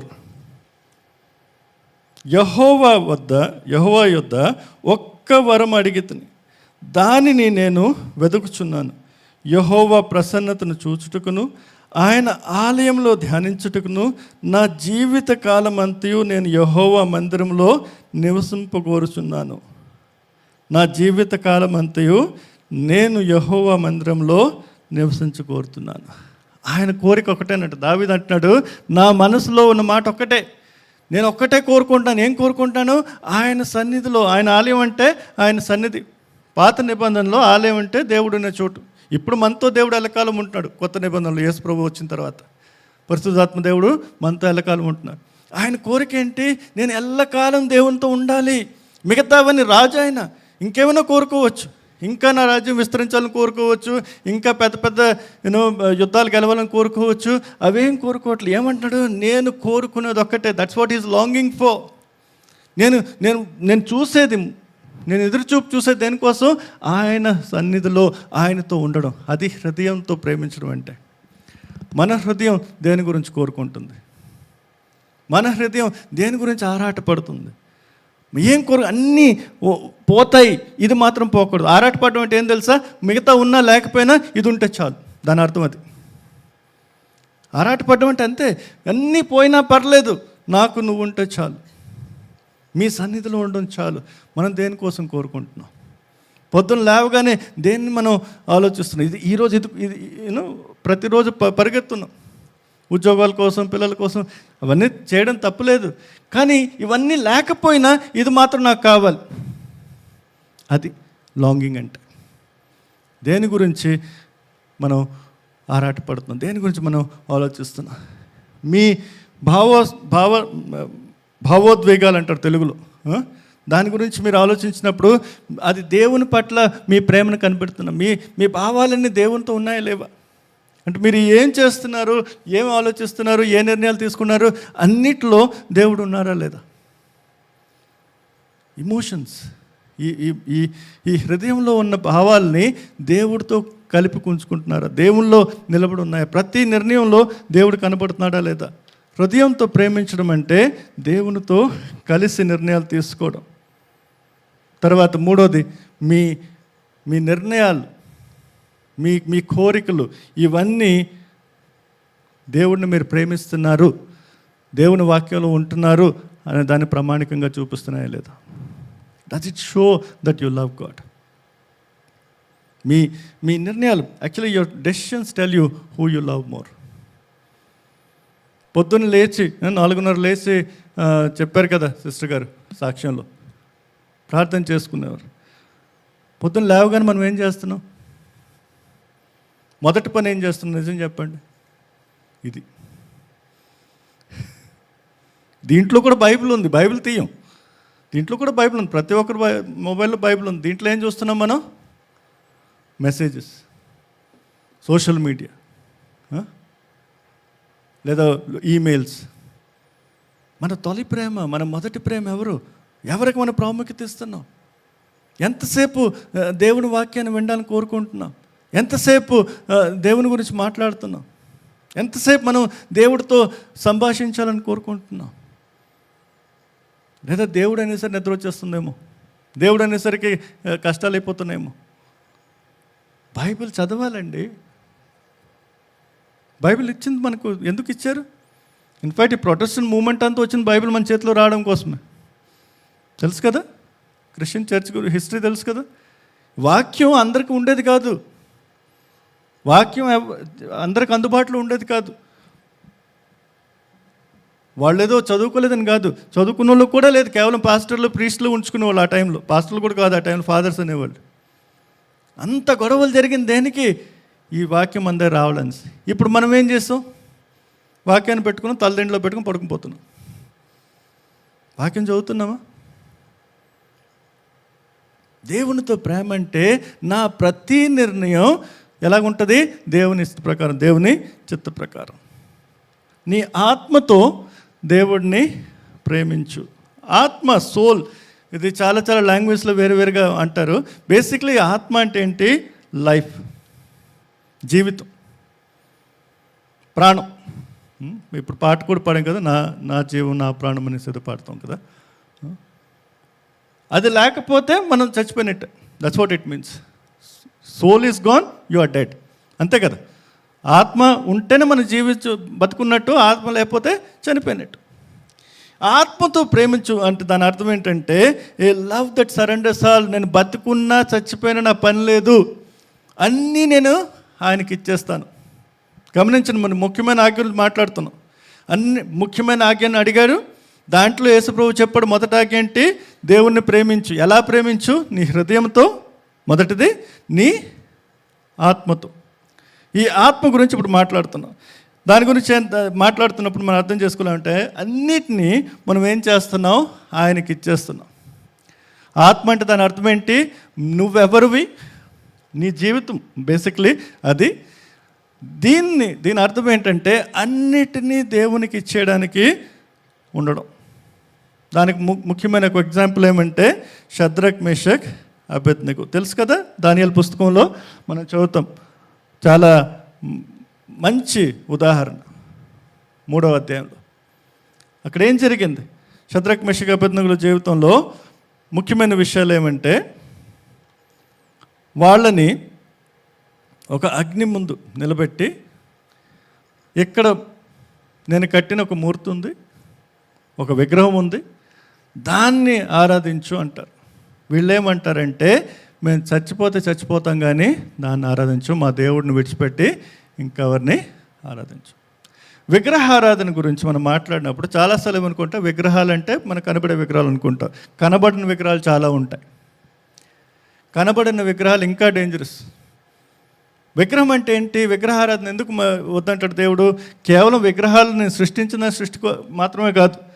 విగ్రహారాధన అంటే కేవలం సృష్టిని ఆరాధించడం మాత్రమే కాదు, అది కూడా విగ్రహారాధనే. కానీ దానికి మించింది. విగ్రహారాధన అంటే దేవుడిని విడిచిపెట్టి ఇంకెవరినైనా, ఇంకే విషయాన్నైనా, ఇంకేదాన్నైనా ఆరాధించడం. విగ్రహారాధన అంటే అది. విగ్రహారాధన అంటే కేవలం విగ్రహాలు కాదు. Please remember that. చాలామంది క్రైస్తవులు కూడా విగ్రహారాధన చేసుకుంటారు, క్రాస్ పెట్టుకుంటారు, ఇలాగ అంటుంటారు. చూశాను చాలామందిని. కొంతమంది బైబిల్ పెట్టుకుంటారు. బైబిల్ చూసారు మీరు? ఎవరైనా బైబిల్ తల మీద పెట్టి ప్రార్థన చేయడం చూశాను. మన తెలుగు వాళ్ళు మళ్ళీ ఎక్కువ. దీంట్లో ఉన్న దేవుడు ఈ బైబిల్ పుస్తకమే, ప్రింటింగే. ఈ పుస్తకంగా చూసి దీనిలో వాల్యూ లేదు. ఈయనలో రాసిన విషయాలు ఎవరి గురించి మాట్లాడుతున్నాయి? సృష్టికర్త దేవుడు. సో విగ్రహారాధన గురించి వీళ్ళు ఏమంటారంటే మేము విగ్రహాన్ని ఆరాధించము, దానివల్ల మేము చనిపోతాం, మాకు మరణం వస్తే మరణం చాలే కానీ మరణం మాకు ముఖ్యం కానీ, మరణం మాకు మంచిది కానీ ఈ విగ్రహారాధన చేయం. మన ఆత్మతో ప్రేమించడం అంటే దేవుడిని మించి ఇంకెవరిని ఆరాధించుకుంటాం. ప్రాణం పోతే పోయింది, ఏం పోయినా పోయింది, నాకు నష్టం వచ్చినా కష్టం వచ్చినా చనిపోయినా కూడా నేను దేవుడిని విడిచిపెట్టను. అది దేవుడిని ఎలా విడిచిపెడతాం మనం? దేవుని మాట ప్రకారం నడవకుండా. దేవుని మాట ప్రకారం నడవకపోవడమే దేవుడిని విడిచిపెట్టడం. అది యోహాను సువార్తలో 14వ అధ్యాయంలో 15వ వచనం ఏమంటాడు? యేసు ప్రభు, నన్ను నువ్వు ప్రేమిస్తే నా ఆజ్ఞ ప్రకారం నడుచుకుంటావంటాడు. If you love me you love by my commands. ఇక్కడ మనసుతో, ఇక్కడ మన సోల్, ఆత్మతో ప్రేమించడం అంటే షద్రక్, మేషక్, అబేద్నెగో ఆ రాజు ముందు నిలబడి, గమనించండి, వాళ్ళ ఊర్లో వాళ్ళు లేరు, వాళ్ళ సొంత ప్రదేశం లేరు, వాళ్ళ రాజ్యంలో లేరు, ఆ రాజు దగ్గర ఉన్నారు, బందీలుగా ఉన్నారు. వాళ్ళు నచ్చినట్లు వాళ్ళు నడవడానికి లేదు. అక్కడ నిలబడి అంటున్నారు, ఈ విగ్రహానికి మేము వంగము, ఆరాధించము. మనం ఎలా ఉన్నాం మన జీవితాల్లో? ప్రాణం ఏంటి? మన పాస్పోర్ట్ రాకపోతే ప్రాణం పోయినట్టు ఉంటుంది. దానికోసం మనం 5,000 కాదు 10,000 ఖర్చు పెట్టేస్తాం. ట్రైన్లో టికెట్ కన్ఫర్మ్ కాకపోతే డబ్బులు ఇచ్చేస్తాం. అది విగ్రహారాధన. మనకు అక్కడ నిద్ర ముఖ్యం, సీటు ముఖ్యం, లంచం ఇవ్వద్దని దేవుడు చెప్పాడు, ఆయన ఇచ్చేస్తున్నాం కదా. అది చిన్న చిన్న విషయాల్లో మన మీద ఇప్పుడు కత్తులతో కట్టాలతో వచ్చి అంత పని మనం చేయట్లే. మన దగ్గర ఎవరు రాడు. సువార్త బయట చెప్తే కదా మనం కొట్టేదానికి. మనం ఏం మనకేం చెప్తారు? So we're very comfortable Christians. అంత సీన్ మనకు లేదులేండి. కానీ ఉన్న దాంట్లో కూడా మనం చేస్తున్నామా? చిన్న చిన్న విషయాలు అబద్ధాలు ఆడేస్తున్నాం. 35 రూపాయల బిల్లు 50 రూపాయల బిల్లు రాస్తున్నాం, రౌండ్ ఫిగర్. 30 చేయొచ్చు కదా, రౌండ్ ఫిగర్. 85, 100, 75 చేయరు. అది మీ విగ్రహారాధన. ఆ డబ్బులు మీ విగ్రహారాధన. ఆ అబద్ధం మీ విగ్రహారాధన. మనుషుల్ని చూపించడానికి ఒకలాగా ఉంటున్నాం, మనుషులు ఇంకోలాగా ఉంటున్నాం. మన పర్సనాలిటీ, మన రెప్యుటేషన్ మన విగ్రహారాధన.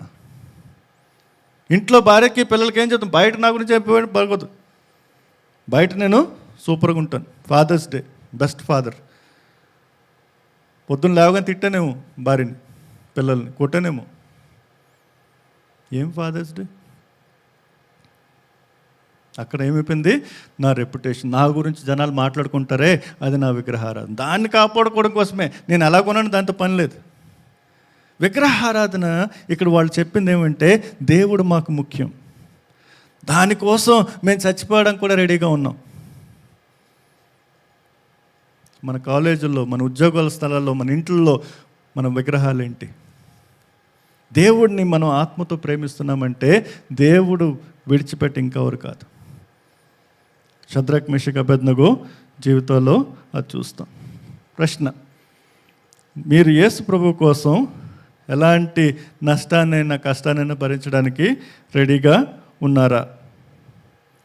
దేవుణ్ణి ప్రేమించడానికి మీ మీ మీ పాపులారిటీని, మిగతా వారిని, ప్రపంచంలో ఉన్నవన్నిటిని విడిచిపెట్టడానికి రెడీగా ఉన్నారా? కొన్నిసార్లు మన ఉద్యోగాలు మన విగ్రహాలు అయిపోతాయి. దేవుడు పిలుస్తున్నాడు, ఉత్తర భారతదేశం వెళ్ళు, ఆఫ్రికా వెళ్ళు, సౌత్ అమెరికా వెళ్ళు, అక్కడ సేవ ఉంది. అయ్యో ఇప్పుడే ఇల్లు కొన్నానే, ఇప్పుడే పెయింటింగ్ అయిందే, ఒక నెల రోజులు కూడా ఉండలేదే, పిల్లల పెళ్ళిళ్ళు ఉన్నాయే. దేవుడు పిలిచాడంటే వెళ్ళడమే, దేవుడు ఎక్కడికి వెళ్ళమంటే వెళ్ళడమే, దేవుడు ఏం చేయమంటే అది చేయడమే, దేవుడు విడిచిపెట్టమంటే విడిచిపెట్టమే. దేవుడు నాకు ముఖ్యమైన నిర్ణయం. దానివల్ల నాకు ఉద్యోగం పోయినా పర్లేదు, నా నా నా నష్టం వచ్చినా పర్లేదు, నా ప్రాణం పోయినా పర్లేదు. ఈ దేశంలో సువార్త ఎలాగ వచ్చిందండి? ఎలా వచ్చింది? ఎంతమంది ప్రాణాలు పోయో తెలుసా? క్యాండిల్ ఇన్ ద డార్క్నెస్ అనేసి మన విలియం కేరీ గురించి ఒక మూవీ ఉంది, చూడండి వెళ్ళి యూట్యూబ్లో. భార్య, పిల్లలు అందరూ పోయారు. ఆయన పడిన కష్టాలు, ఆయన పడిన ఇబ్బందుల వల్ల ఈరోజు మన చేతిలో బైబిల్ ఉంది. ప్రింటింగ్ ప్రెస్ తీసుకొచ్చాడు, బైబిల్ తర్జుమా చేశాడు భాషల్లో, ఇండియన్ భాషల్లో. అన్నీ పోయినా కూడా నిలబడ్డాడు. మనం టైంకే చర్చికి రాం. పొద్దున్న మన చర్చ్ మన అందరితో కలిసి మాట్లాడుతూ అదే, మన పాకిస్తాన్ టైం ఫాలో చేస్తున్నాం, అరగంట లేటు మొదలు పెడుతున్నాం. వచ్చేవారు 8 మొదలు పెట్టకపోతే నేను వెళ్ళిపోతాను ఇక్కడి నుంచి. ఫస్ట్ గారు, దేవుడు టైంకి ఉంటాడు, మనం వాళ్ళం ఆయన వెయిట్ చేస్తాం. వీఐపీలు కదా మనం. మన ముఖ్యమేంటి? మన నిద్ర ముఖ్యం, మన టిఫిన్లు ముఖ్యం, మన పిల్లలు ముఖ్యం, మన బళ్ళు ముఖ్యం. రాత్రి ముందు పడుకోవచ్చు కదా, శనివారం అర్ధరాత్రి పడుకుంటాం, పొద్దున ఎలాగొస్తాం? రేపు వెళ్ళాలి చర్చికి అంటే ముందు రండి, ఫ్లైట్కి లేట్కి వెళ్ళండి, ట్రైన్కి లేట్కి వెళ్ళండి, అక్కడ 3 గంటల ముందు వెళ్ళిపోతాం. మన దేవునికి ప్రాముఖ్యత ఇవ్వడం. ప్రాణం పోయినా కూడా ఎంత కష్టం వచ్చినా, ఎంత నష్టం వచ్చినా నేను వెళ్తాను. నిన్న బయలుదేరిన మా పెద్ద పాప అంటుంది నాతో, ఒక్క ఫాదర్స్ డే కూడా నువ్వు లేవు నాన్న మాతో కలిసి, ప్రతి ఫాదర్స్ డేకి ఎక్కడ ఉంటాను అంటే, నువ్వు మీ ఫాదర్ని అడుగుతున్నా, నేను నా ఫాదర్కి వెళ్ళాలి కదా. I to serve my father, my heavenly father. నేను అన్నాను పిల్లలకి, ఫాదర్స్ డే రోజు మీకు ఫాదర్నే, దేవుడు నన్ను పంపిస్తున్నాడు, నేను వెళ్ళాలి. మీతో కూర్చొని ఏ లాభం? ప్రతిరోజు అదే కదా తింటాం, మహా అయితే ఏమంటాం, హోటల్కి వెళ్ళి తినేస్తాం అంతే. అంతకు మించింది ఏంటి? దేవుడిని ప్రేమించడం. దేవుడు వెళ్ళమన్నాడు కాబట్టి వెళ్ళాలి. మనకి పుట్టినరోజులు ముఖ్యం, మన యానివర్సరీస్ ముఖ్యం, ఇవన్నీ ముఖ్యమే. కానీ దేవుడు అవన్నీ చేయొద్దని చెప్పట్లేదు. వీలైతే ఉండండి, నేను కావాలని ఫాదర్స్ డేకి బయలుదేరలేదు. నాకు తెలియదు అసలు ఫాదర్స్ డే సంగతి. ఈరోజు ప్రతి సంవత్సరం తెలియదు నాకు. ఆల్రెడీ ప్లాన్స్ అయిపోతాయి 6 months ముందు నుంచి, నాకు అసలు గుర్తుండు. ఉంటే సరే, కానీ లేకపోయినా దేవుని చిత్తంలో ఉన్నామా? దేవుడు ఏం కోరుకుంటున్నా చేస్తున్నామా? అది దేవుడిని ఆత్మ. ప్రాణం పోయినా కూడా, ప్రాణం చాలా దూరం, కనీసం మిగతా విషయాలు దేవుడు మనసును ప్రేరేపిస్తాడు. ఆయనకి సాయం చేయి, వీనికి సాయం చేయి, అక్కడ నిలబడు. అయ్యో చేస్తానమ్మా? తర్వాత ఎలా ప్రేమించాలి? ఆయన్ని మన మనసుతో, mind. This is what I like about Bible. ఇది బుద్ధి లేని వాళ్ళు నమ్మేది కాదు, అంధవిశ్వాసం కాదు. బైబిల్ మనకు క్లియర్గా యూజ్ యువర్ మైండ్ అంటాడు. నీ ఇంటలెక్ట్ని, నీ బుద్ధిని వినియోగించుకొని దేవుని ప్రేమించంటాడు. మైండ్లెస్ ఫెయిత్ కాదు ఇది.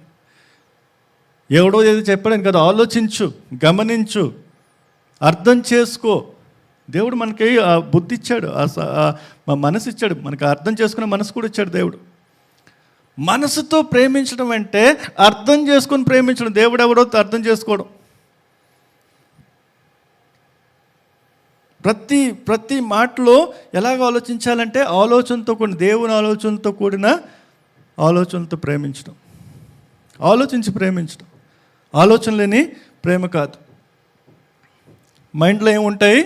మన ఆలోచనలు, మన నమ్మకాలు, మన అండర్స్టాండింగ్, మనం అర్థం చేసుకునే విషయాలు.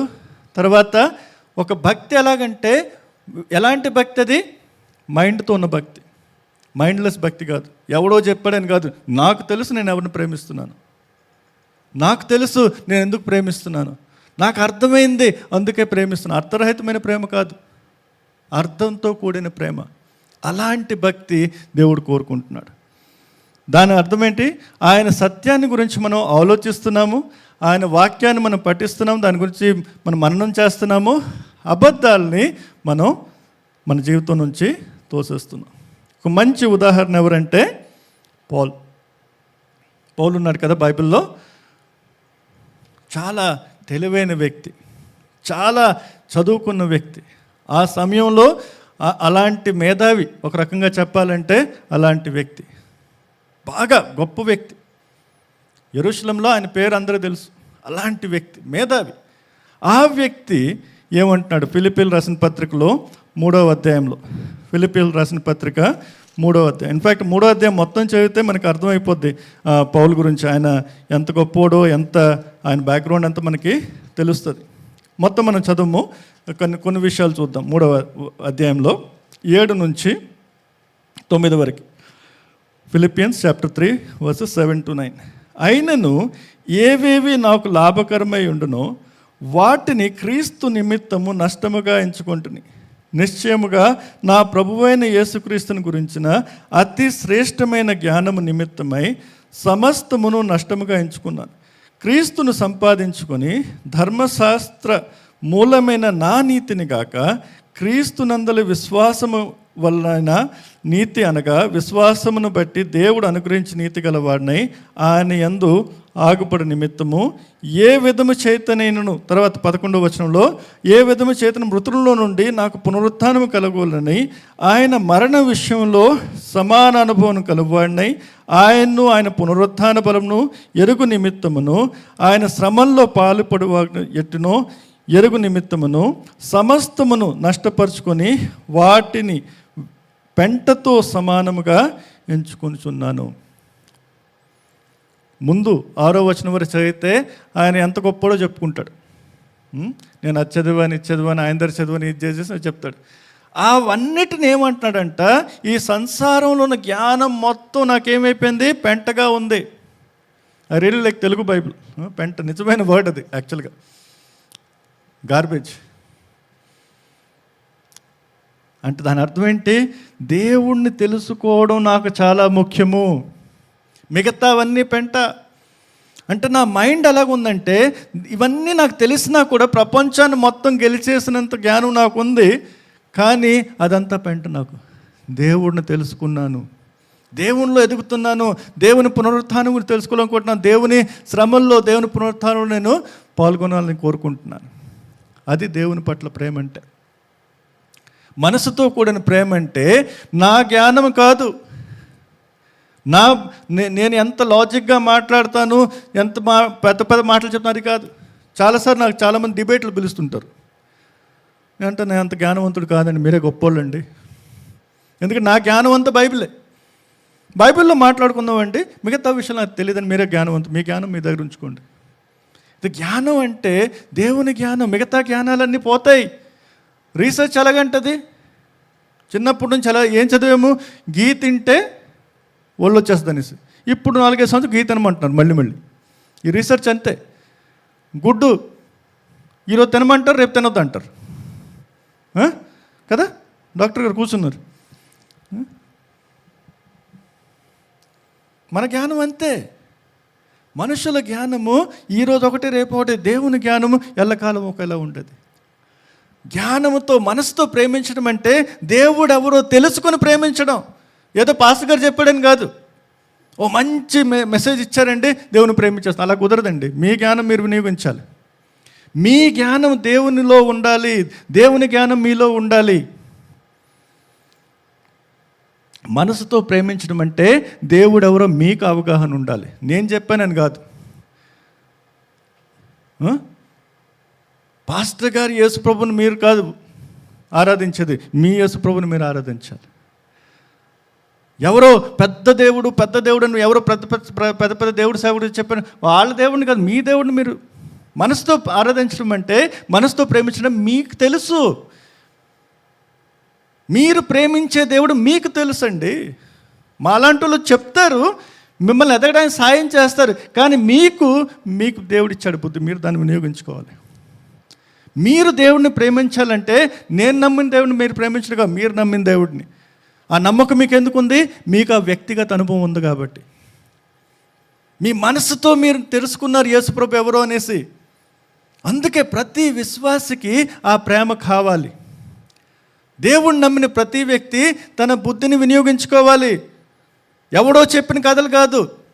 నా సాక్ష్యం వల్ల మీకు ఆశీర్వాదం దొరకవచ్చు, కానీ ఆ యేసుప్రభు మీకు వ్యక్తిగతంగా తెలియాలి, మీ మనస్సులో రావాలి. అందుకే దేవుడు వాక్యం ఏమంటుంది?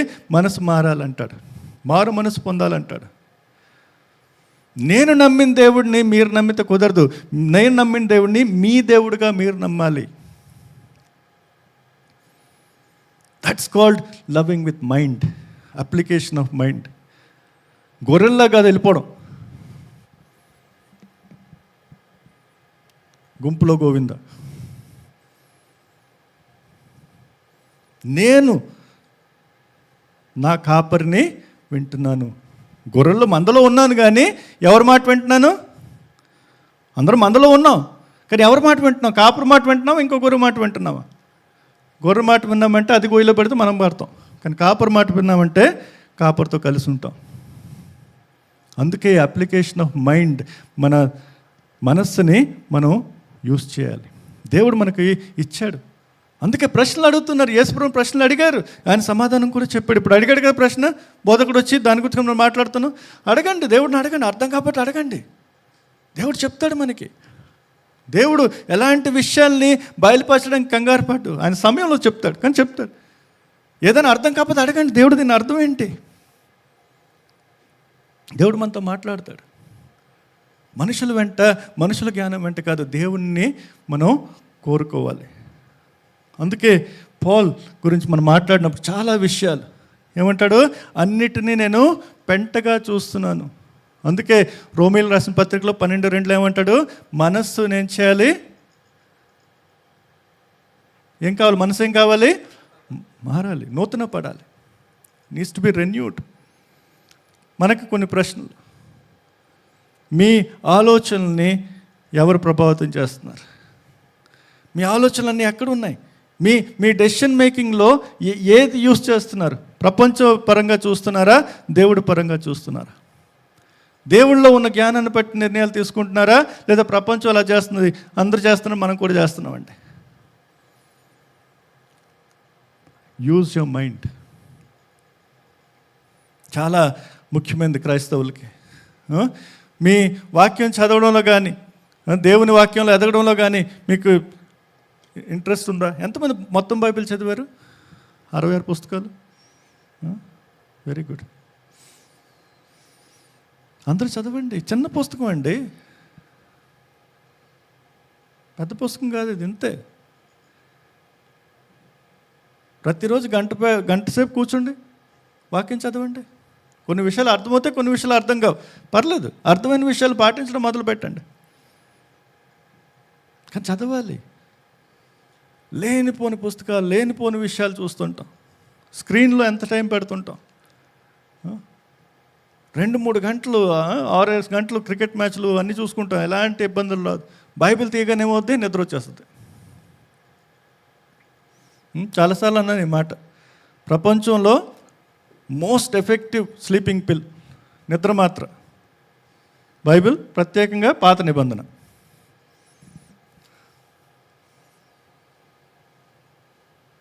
అది ఓపెన్ చేయగానే భయంకరమైన నిద్ర, ఆహ్లాదకరమైన నిద్ర వచ్చేస్తుంది. అబ్బాబ్బాబ్బా, వెంటనే పాట కూడా పాడేస్తుంది, దేవుడు నన్ను మంచి నిద్ర ఇస్తున్నాడు,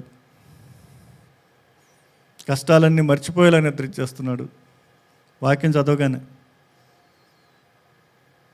వాక్యం చదవకపోతే ఆయన గురించి దేవుడిని తెలుసుకోవాలంటే వాక్యం చదవాలి. దేవుడి గురించి ఇంకెక్కడ లేదు, యూట్యూబ్లో లేడు దేవుడు. యూట్యూబ్లో కొన్ని ఉన్నాయి దేవుడి గురించి, చాలా లేనిపోని ఉన్నాయి దేవుడి నామంలో, అబద్ధ బోధలు కూడా ఉన్నాయి. అందుకే అంటాను, అందరినీ వినండి, దేవుని వాక్యంతో వెరిఫై చేయండి. వాక్యం ఏమంటుంది దాని గురించి. ఇది మన కాన్స్టిట్యూషన్, ఇది మన రాజ్యాంగం, మన జీవితాలు నడిపించే రాజ్యాంగం. ఇది ఎలా ఉండాలి, ఎలా చేయాలి, ఏం చేయకూడదు, ఎక్కడికి వెళ్ళాలి, ఏం చేయకూడదు, అన్నీ రాసి ఉన్నాయి. ప్రతి సంబంధం అత్తమామలతో కూడా రాసి ఉంది ఇంట్లో.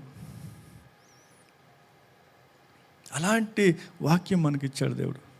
మైండ్ మనకి చాలా ముఖ్యం. ఫైనల్లీ ఇంకొక ఎగ్జాంపుల్ చెప్పి ముగిస్తాను. మంచి ఎగ్జాంపుల్ ఇది. ఎవరో తెలుసా మీకు, గుర్తుందా? మార్క్ సువార్తలో పేరు ఇవ్వలేదు, యోహాన్ సువార్త 12వ అధ్యాయంలో పేరు ఇచ్చారు మరియా అనేసి. ఏం చేసింది ఈమె? ఉన్నదంతా. మార్క్ సువార్తలో చూసుకుందాం. మార్క్ సువార్త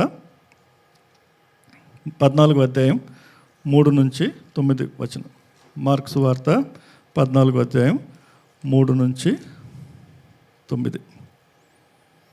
ఆయన బెతనిలో కుష్ఠరోగి అయిన సీమోను ఇంట భోజనం కూర్చున్నప్పుడు ఒక స్త్రీ మిక్కిలి విలువగల అచ్చ జటామాసి అత్తరు బుడ్డి తీసుకొచ్చి ఆ అత్తరు బుడ్డి పగలగొట్టి ఆ అత్తరు ఆయన తల మీద పోసును.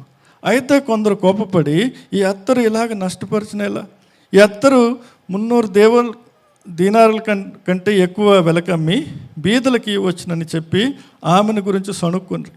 అందుకు యేసు ఇట్లన్ను, ఈమె జోలికి పోకుడి, ఈమెను ఎందుకు తొందరపెడుతున్నారు, ఈమె నా ఎడల మంచి కార్యము చేసెను, ఈమె నా ఎడల మంచి కార్యము చేసెను.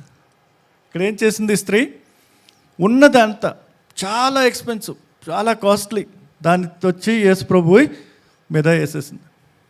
దానికి చాలామంది ఏం చేశారు, వేస్ట్ చేసింది, మూర్ఖత్వం ఇది, లాజికల్ చెప్తున్నారు.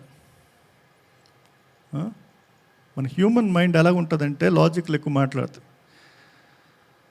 అరే అలాగా చేయాల్సిన అవసరమా, ఇప్పుడు విమానంలో రావాల్సిన అవసరం, చాలామంది ఇప్పుడు అండ మానేశారులేండి. ఉత్తర భారతదేశంలో 25 ఏళ్ళు మిషనరీగా ఉన్నాను కాబట్టి ఎప్పుడు నార్త్లో అయితే దగ్గరికి అయితే ఓవర్ నైట్ అయితే నేను ట్రైన్లో వెళ్ళిపోతాను. ఇప్పుడు కూడా ఓవర్ నైట్ ట్రైన్స్ నాకు ప్రాబ్లం లేదు. కానీ 24 గంటలు 40 గంటలు ట్రైన్లో ఎందుకు కూర్చుంటాం? మూర్ఖత్వం అది. రేట్లతో ఏం పెద్ద తేడా లేదు. ట్రైన్లో ఏసీలో రావాలంటే అంతే, ఆల్మోస్ట్ విమానం రేటే. తర్వాత బడలిక, అలసట, టైం వేస్ట్. ఇప్పుడు నువ్వు లుధియానాలో ఉంటాను, ఇప్పుడు పంజాబ్లో. ఇప్పుడు నన్ను జడ్జ్ చేయొచ్చు మీరు, ఎందుకు విమానంలో వస్తున్నాడు అనేసి. నిన్న ఎక్కాను, నిన్నే వచ్చేసాను ఇక్కడికి. ఈరోజు ఫ్రెష్గా ఉన్నాను. హోటల్కి వచ్చేసరికి నిన్న ఒక 10:30-11 అయిపోయింది, పడుకునేసరికి 12 అయిపోయింది. 5 గంటలు మళ్ళీ లేవాలి. మీ నాన్నగారి గురించి కొంచెం నేను నెక్స్ట్ జనరేషన్ కాబట్టి 4:30 నుంచి 5 అయిపోయింది. అది 5 లేవాలి, తప్పదు, దేవుడు లేపేస్తాడు. ఇప్పుడు నేను ట్రైన్లో వచ్చాను అనుకోండి, ఒకసారి మీ మొబైల్ చెక్ చేసుకుని లుధియానా నుంచి హైదరాబాద్ ట్రైన్లో ఎలా రావాలనేసి. డైరెక్ట్ ట్రైన్లో లేవు, బహుశా 1-2 ఉంటాయి, నాకు అది కూడా తెలియదు. 2 రోజులు పడుతుంది. ట్రైన్ సంగతి మీకు తెలుసు, ప్రత్యేక ఉత్తర భారతదేశంలో. మా సీట్ మాదే కాదు, ఎవడెవడో ఎక్కేస్తాడు, ఎక్కువ మాట్లాడి కొడతాడు, నిద్ర రాదు, ఏం రాదు. ఇప్పుడు 24 గంటలు 48 గంటలు నేను ట్రైన్లో వచ్చి ఇక్కడ నిలబడి 3 సర్వీసులు తీసుకుని ఇంకో 2 రోజులు ప్రయాణం చేసుకుని వెళ్ళి మళ్ళీ 2 రోజుల తర్వాత మళ్ళీ ప్రయాణం చేసుకుని బాగుంటుందా? ఫ్రెష్గా ఉంటాను నేను? మూర్ఖత్వం కదా. 1000 రూపాయలు ఎక్స్ట్రా అయినా 2000 ఎక్స్ట్రా అయినా ముందు ప్లాన్ చేసుకుంటే అంతే ఉంటుంది సుమారుగా. వచ్చేవచ్చు కదా, ఏమైపోయింది? చాలాసార్లు లాజిక్లు ఉంటాయి. ఎందుకు దేవుడు వాక్యం చదవడం? ఓకే, పాస్టర్ గారు ఉన్నారు కదా, ఆ మీటింగ్కి వెళ్ళాం కదా, ఆ సెమినార్కి వెళ్ళాం కదా,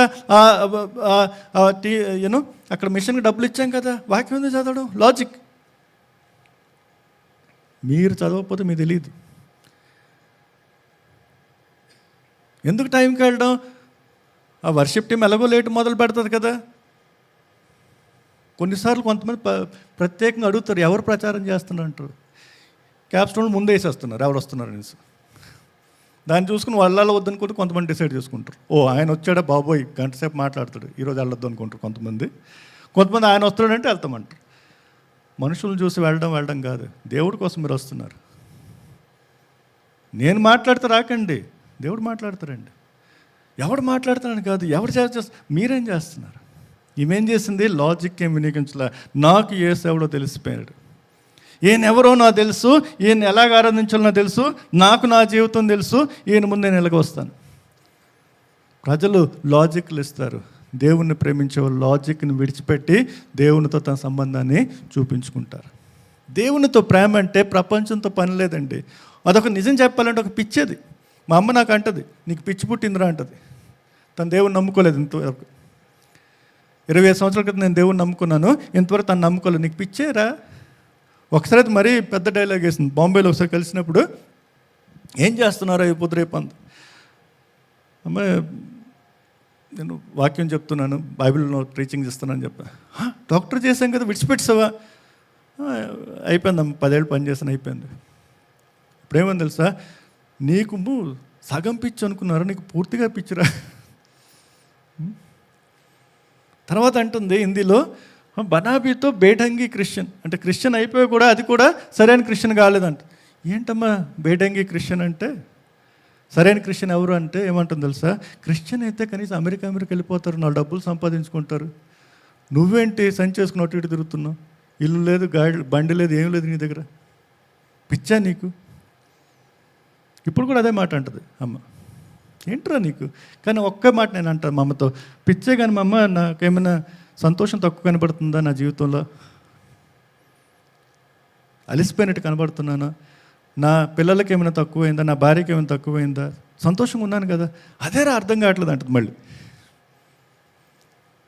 ఆ అర్థం కాని సంతోషం మన దేవుడు ఇస్తాడు. ఉన్నా లేకపోయినా అద్భుతమైన సంతోషాన్ని దేవుడు ఇస్తాడు. ఎందుకంటే దేవుని సన్నిధిలో దేవునిలో దేవుని మనం ప్రేమిస్తే అలాంటి అద్భుతమైన ఆనందం దేవుడు ఇస్తాడు. దేవుణ్ణి ప్రేమించడం అంటే దేవునిలోనే అన్నిటిని కోరుకోవడం. ఉన్నవన్నీ పోయినా పర్లేదు, తన దగ్గర ఉన్న అంత పెద్ద దాన్ని పడేసింది, ఎరగొట్టి పడేసింది అంతే. అది అమ్మితే ఎంతో డబ్బులు వచ్చాయంట. అవేం చేసింది, అవి పడేసి మొత్తం ప్రేమతో ఇచ్చింది, ప్యాషన్తో ఇచ్చింది. రిడిక్యూల్, హేళన చేస్తున్న జనాలు, మూర్ఖత్వం. చాలామంది నాకు అంటారు, డాక్టర్గా పనిచేస్తున్నా కదా, దేవుడి సేవే కదా, విడిచిపెట్టవచ్చు కదా. నేను కూడా అలాగ అనుకున్నాను. దేవుడి చిత్తమండి, దేవుడి సేవ నేను నేను నిర్ణయం తీసుకోవడం కాదు. ఆయన ఎలా చెప్తే అలా చేసుకోవాలి. వద్దని చెప్పి విడిచిపెట్టాను. ఇచ్చింది ఆయనే కదా, నేను సంపాదించింది ఏముంది? ఆయన ఇచ్చాడు, తిరిగి ఇమ్మన్నాడు, ఇచ్చాం. ఏమైనా తగ్గించాడు దానివల్ల? ఏం తగ్గించలా. ఈరోజు కూడా ఆ స్త్రీ గురించి మనం మాట్లాడుతున్నాం. ఆయన ఇచ్చింది అలాగా, ఎవరో యేసు అనేసి తెలుసుకుంది కాబట్టి ఆ పని చేసింది. అందుకే మనం గమనించాల్సింది అవసరం, దేవుణ్ణి మనం నిజంగా ప్రేమిస్తున్నామా? దేవుణ్ణి నిజంగా ఆరాధన అయితే చేస్తున్నాం, పాటలు అయితే పాడుతున్నాం, దశభాగాలు ఇస్తున్నాం, సంఘానికి వస్తున్నాం, మిషన్ ట్రిప్స్కి వెళ్తున్నాం, మిషన్ సపోర్ట్ చేస్తాం, అన్నీ మంచిదే, అన్నీ చేస్తూనే ఉండాలి. కానీ అంతకన్నా మించి కొంచెం ఆలోచించాలి. నిజంగా నా హృదయంతో, నిజంగా నా ఆత్మతో, నిజంగా నా మనసుతో ఆయన ప్రేమిస్తున్నానా? ప్రతి నిర్ణయంలో ఆయన్ని నేను ప్రథమ స్థానం ఇస్తున్నానా? ఆయన కోరుకున్నట్లు నేను జీవిస్తున్నానా? దాని అర్థం ఏంటంటే నిజమైన ప్రేమ మనం అంకితం కావాలి, కంప్లీట్గా అంకితం కావాలి.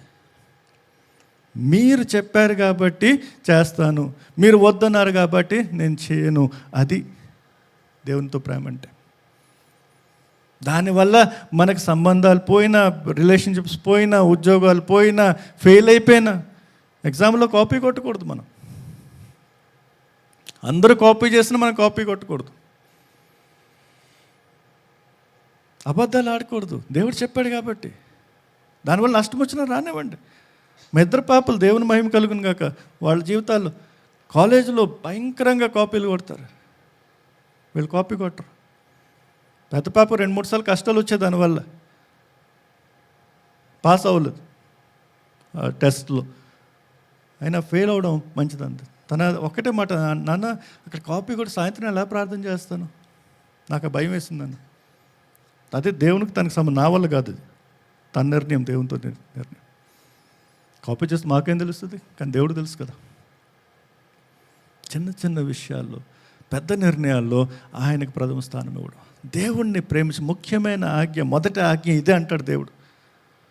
దేవుణ్ణి ప్రేమించడం అన్నిటినీ కలుపుకొని ప్రతి దాంట్లో ఆయన అంకితం కావడం, నిజంగా ఆయనకు మన జీవితాన్ని ఇచ్చేయడం.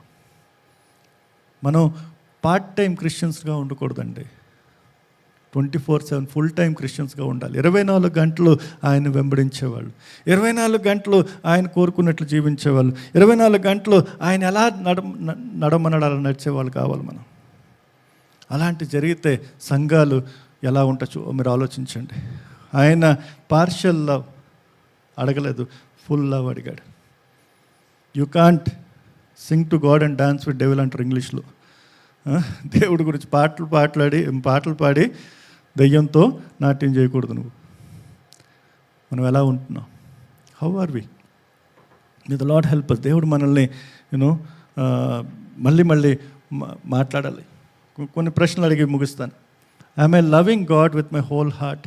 నా సంపూర్ణ హృదయంతో ఆయన ప్రేమిస్తున్నానా, లేదా నా హృదయంలో ఇంకెవరైనా ఉన్నారా, ఇంకేమైనా విషయాలు ఉన్నాయా? నా ఆత్మతో నేను ఆయన్ని ప్రేమిస్తున్నానా, లేదా నాకు నచ్చినప్పుడు, నాకు కన్వీనియంట్గా ఉన్నప్పుడు? ఎంతవరకైతే నా నష్టం రాదో, ఎంతవరకైతే నాకు ఉద్యోగం పోదో, ఎంతవరకైతే నేను ఫెయిల్ గానో అంతవరకైనా, లేదా ఫెయిల్ అయినా పర్లేదు, ఉద్యోగం పోయినా పర్లేదు, నా పరపతి పోయినా పర్లేదు, నలుగురు నా గురించి ఏం మాట్లాడుకున్నా పర్లేదు, అయినా కూడా నేను దేవుని ప్రేమిస్తాను బహిరంగంగా చెప్పడం. అదే ఆత్మతో ప్రేమించు. నిన్న ఊబర్లో వస్తున్నాం, సాయంత్రం రాత్రి ఎయిర్పోర్ట్ నుంచి ఇక్కడికి గచ్చిబౌలి వరకు మాట్లాడుతూ ఆయన డ్రైవర్తో మాట్లాడాను. జాఫెత్ నాతో కూర్చున్నాడు, జాఫెత్ లేడు కదా, వస్తారు తర్వాత. క్యాజువల్ టాక్లో మొదలుపెట్టాం, సువార్త చెప్పాం, సంఘాన్ని రమ్మని చెప్పాం. ఆయన దగ్గర బైబిల్ ఉంది చెప్పాడు నాకు. రెహమాన్ అని ముస్లిం, ఆయన అస్సాం నుంచి. ఆయన ఏదో అనుకుంటాడని, ఏదో కొట్టేస్తాడని, బయట ఏం కొడితే ఏమైంది, చచ్చిపోతే పరలోకం కదా వెళ్తాం. ఆయన్ని ప్రేమించాడు దేవుడు, ఆ విషయం అని చెప్పాలి. క్యాజువల్ టాక్లో చెప్పడం. తర్వాత మన మైండ్తో నిజంగా ఆయన వాక్యానుసారం వాక్యం మళ్ళీ గుర్తు చేసుకుని నా నిర్ణయాలను తీసుకుంటున్నానా లేదా ఆలోచించండి. దేవుడు మనతో కోరుకునేది సంపూర్ణమైన ప్రేమని. కేవలం ఆదివారం ఉదయం, మంగళవారం మధ్యాహ్నం, శనివారం సాయంత్రం అలా కాదు, 24 గంటలు మనతో సంపూర్ణంగా ప్రేమించేవాళ్ళని కోరుకుంటూ. కళ్ళు మూసుకోండి, ఒకసారి మీ జీవితాలను మీరు పరిశీలించండి. దేవుణ్ణి మనం ప్రేమిస్తున్నాం. మొదటి ప్రశ్న, దేవుణ్ణి నిజంగా మనం ప్రేమిస్తున్నామా లేదా? ఆ ప్రేమ ఎలాంటిది? రెండోది, సంపూర్ణమైనదా లేదా తక్కువ? ఎక్కడొకటి తక్కువ ఉందా? జీవితంలో ప్రతి ఒక్క భాగంలో, ప్రతి ఒక్క నిర్ణయంలో, ప్రతి ఒక్క ఆలోచనలో, ప్రతి ఒక్క విషయంలో దేవుడికి ప్రథమ స్థానం ఇస్తున్నామా లేదా? సంపూర్ణంగా మన జీవితాన్ని అంకితం చేసుకున్నామా లేదా? ఆయన కోరుకున్నట్లు జీవిస్తున్నామా లేదా? మన హృదయంతో, మన ఆత్మతో, మన మనస్సుతో సంపూర్ణంగా దేవుని ప్రేమించుతాం. ఆయన వాక్యం పట్ల, ఆయన వాక్యాన్ని చదవడంలో, వాక్యాన్ని గ్రహించడంలో, వాక్యంలో నడవడంలో మన ప్రేమను మనం బహిరంగపరుస్తాం. చిన్న నిర్ణయాల్లో, పెద్ద నిర్ణయాల్లో మన ప్రేమను మనం బయటపడతాం. వర్షిప్ టీం మనల్ని పాటలో లీడ్ చేస్తుండగా ప్రతి ఒక్క పలుకుని మన హృదయంతో పాడతాం. ఈ పాడగలిగితే హృదయంతో పాడగలగాలి. కేవలం ఏదో ఎవరో పాట రాస్తారు, ఎవరో మ్యూజిక్ పెట్టారని కాదు. మనం పలికే ప్రతి పలుకు దేవునికి అమూల్యమైనది. మన హృదయంలో, మన ఆలోచనలో, మన సంపూర్ణత్వంలో ఆయన నిజంగా ఈ పాట ద్వారా మహింపరుస్తాం. మనల్ని మనం ఆయనకు అంకితం చేసుకుందాం. ఫస్ట్ యశ్వంత్ గారు వచ్చి మనం లీడ్ చేస్తారు. నీ ప్రేమ, నీ శక్తి నింపుము మాలోన. నీ ప్రేమ, నీ శక్తి నింపుము నాలోన. నిన్నారాధింతును మనసంతటితో, నిన్నారాధింతును హృదయమంతటితో, నిన్నారాధింతును బలమంతటితో. ఓ యేసు నీవే నా ప్రభు నీవే, ఓ యేసు నీవే. Thank you Jesus. తండ్రి, మరొకసారి నీ వాక్యంతో మీరు మాతో మాట్లాడిన విధానం బట్టి నీకు వందనాలు. ఎలాంటి మనసుతో, ఎలాంటి హృదయాలతో నిన్ను ఆరాధించాలి అనే చక్కటి మాటలు మాతో మాట్లాడారు. నిన్ను తండ్రి పూర్ణ హృదయంతో, పూర్ణ ఆత్మతో, పూర్ణ మనస్సుతో తండ్రి నిన్ను ప్రేమించి నిన్ను ఆరాధించే నీ బిడ్డలుగా మేము ఉండేటట్లుగా సహాయం దయచేయండి. మరొకసారి నీ వాక్యంతో మీరు మాతో మాట్లాడినందుకు, మమ్మల్ని హెచ్చరించినందుకు నీకు వందనాలు, స్తోత్రాలు తెలియజేస్తున్నాం. Thank you Jesus. Thank you lord. అందరం లేచి నిలిచినట్లయితే మనం పరలోక ప్రార్థన చేసుకుని ఆరాధన మనం ముగించుకుందాం. పరలోకమందున మా తండ్రి, నీ నామము పరిశుద్ధపరచబడును గాక, నీ రాజ్యము వచ్చును గాక, నీ చిత్తము పరలోకమందు నెరవేరినట్లు భూమి మీద నెరవేరును గాక. మా అనుదిన ఆహారం నేను మాకు దయచేయము. మా ఎడల అపరాధము చేసిన వారిని మేము క్షమించిన ప్రకారం మా అపరాధం క్షమించము. మమ్మల్ని శోధన నుంచి తేక కీ నుంచి తప్పించము. రాజ్యము, శక్తి, మహిమ నిరంతరము నీవైనావు తండ్రి. ఆమేన్, ఆమేన్. మన తండ్రి అయిన దేవుని యొక్క ప్రేమయు, యేసుక్రీస్తు ప్రభు యొక్క కృపయు, పరిశుద్ధాత్మ అన్యోన్య సహవాసము సన్నిధి ఇప్పుడు ఎల్లప్పుడూ సదాకాలం ఇక్కడ కూడిన ప్రతి ఒక్కరికి తోడై నడిపించును గాక. ఆమేన్, ఆమేన్. మరొకసారి వచ్చిన ప్రతి ఒక్కరికి మా యొక్క వందనాలు. God bless you. Have a wonderful week.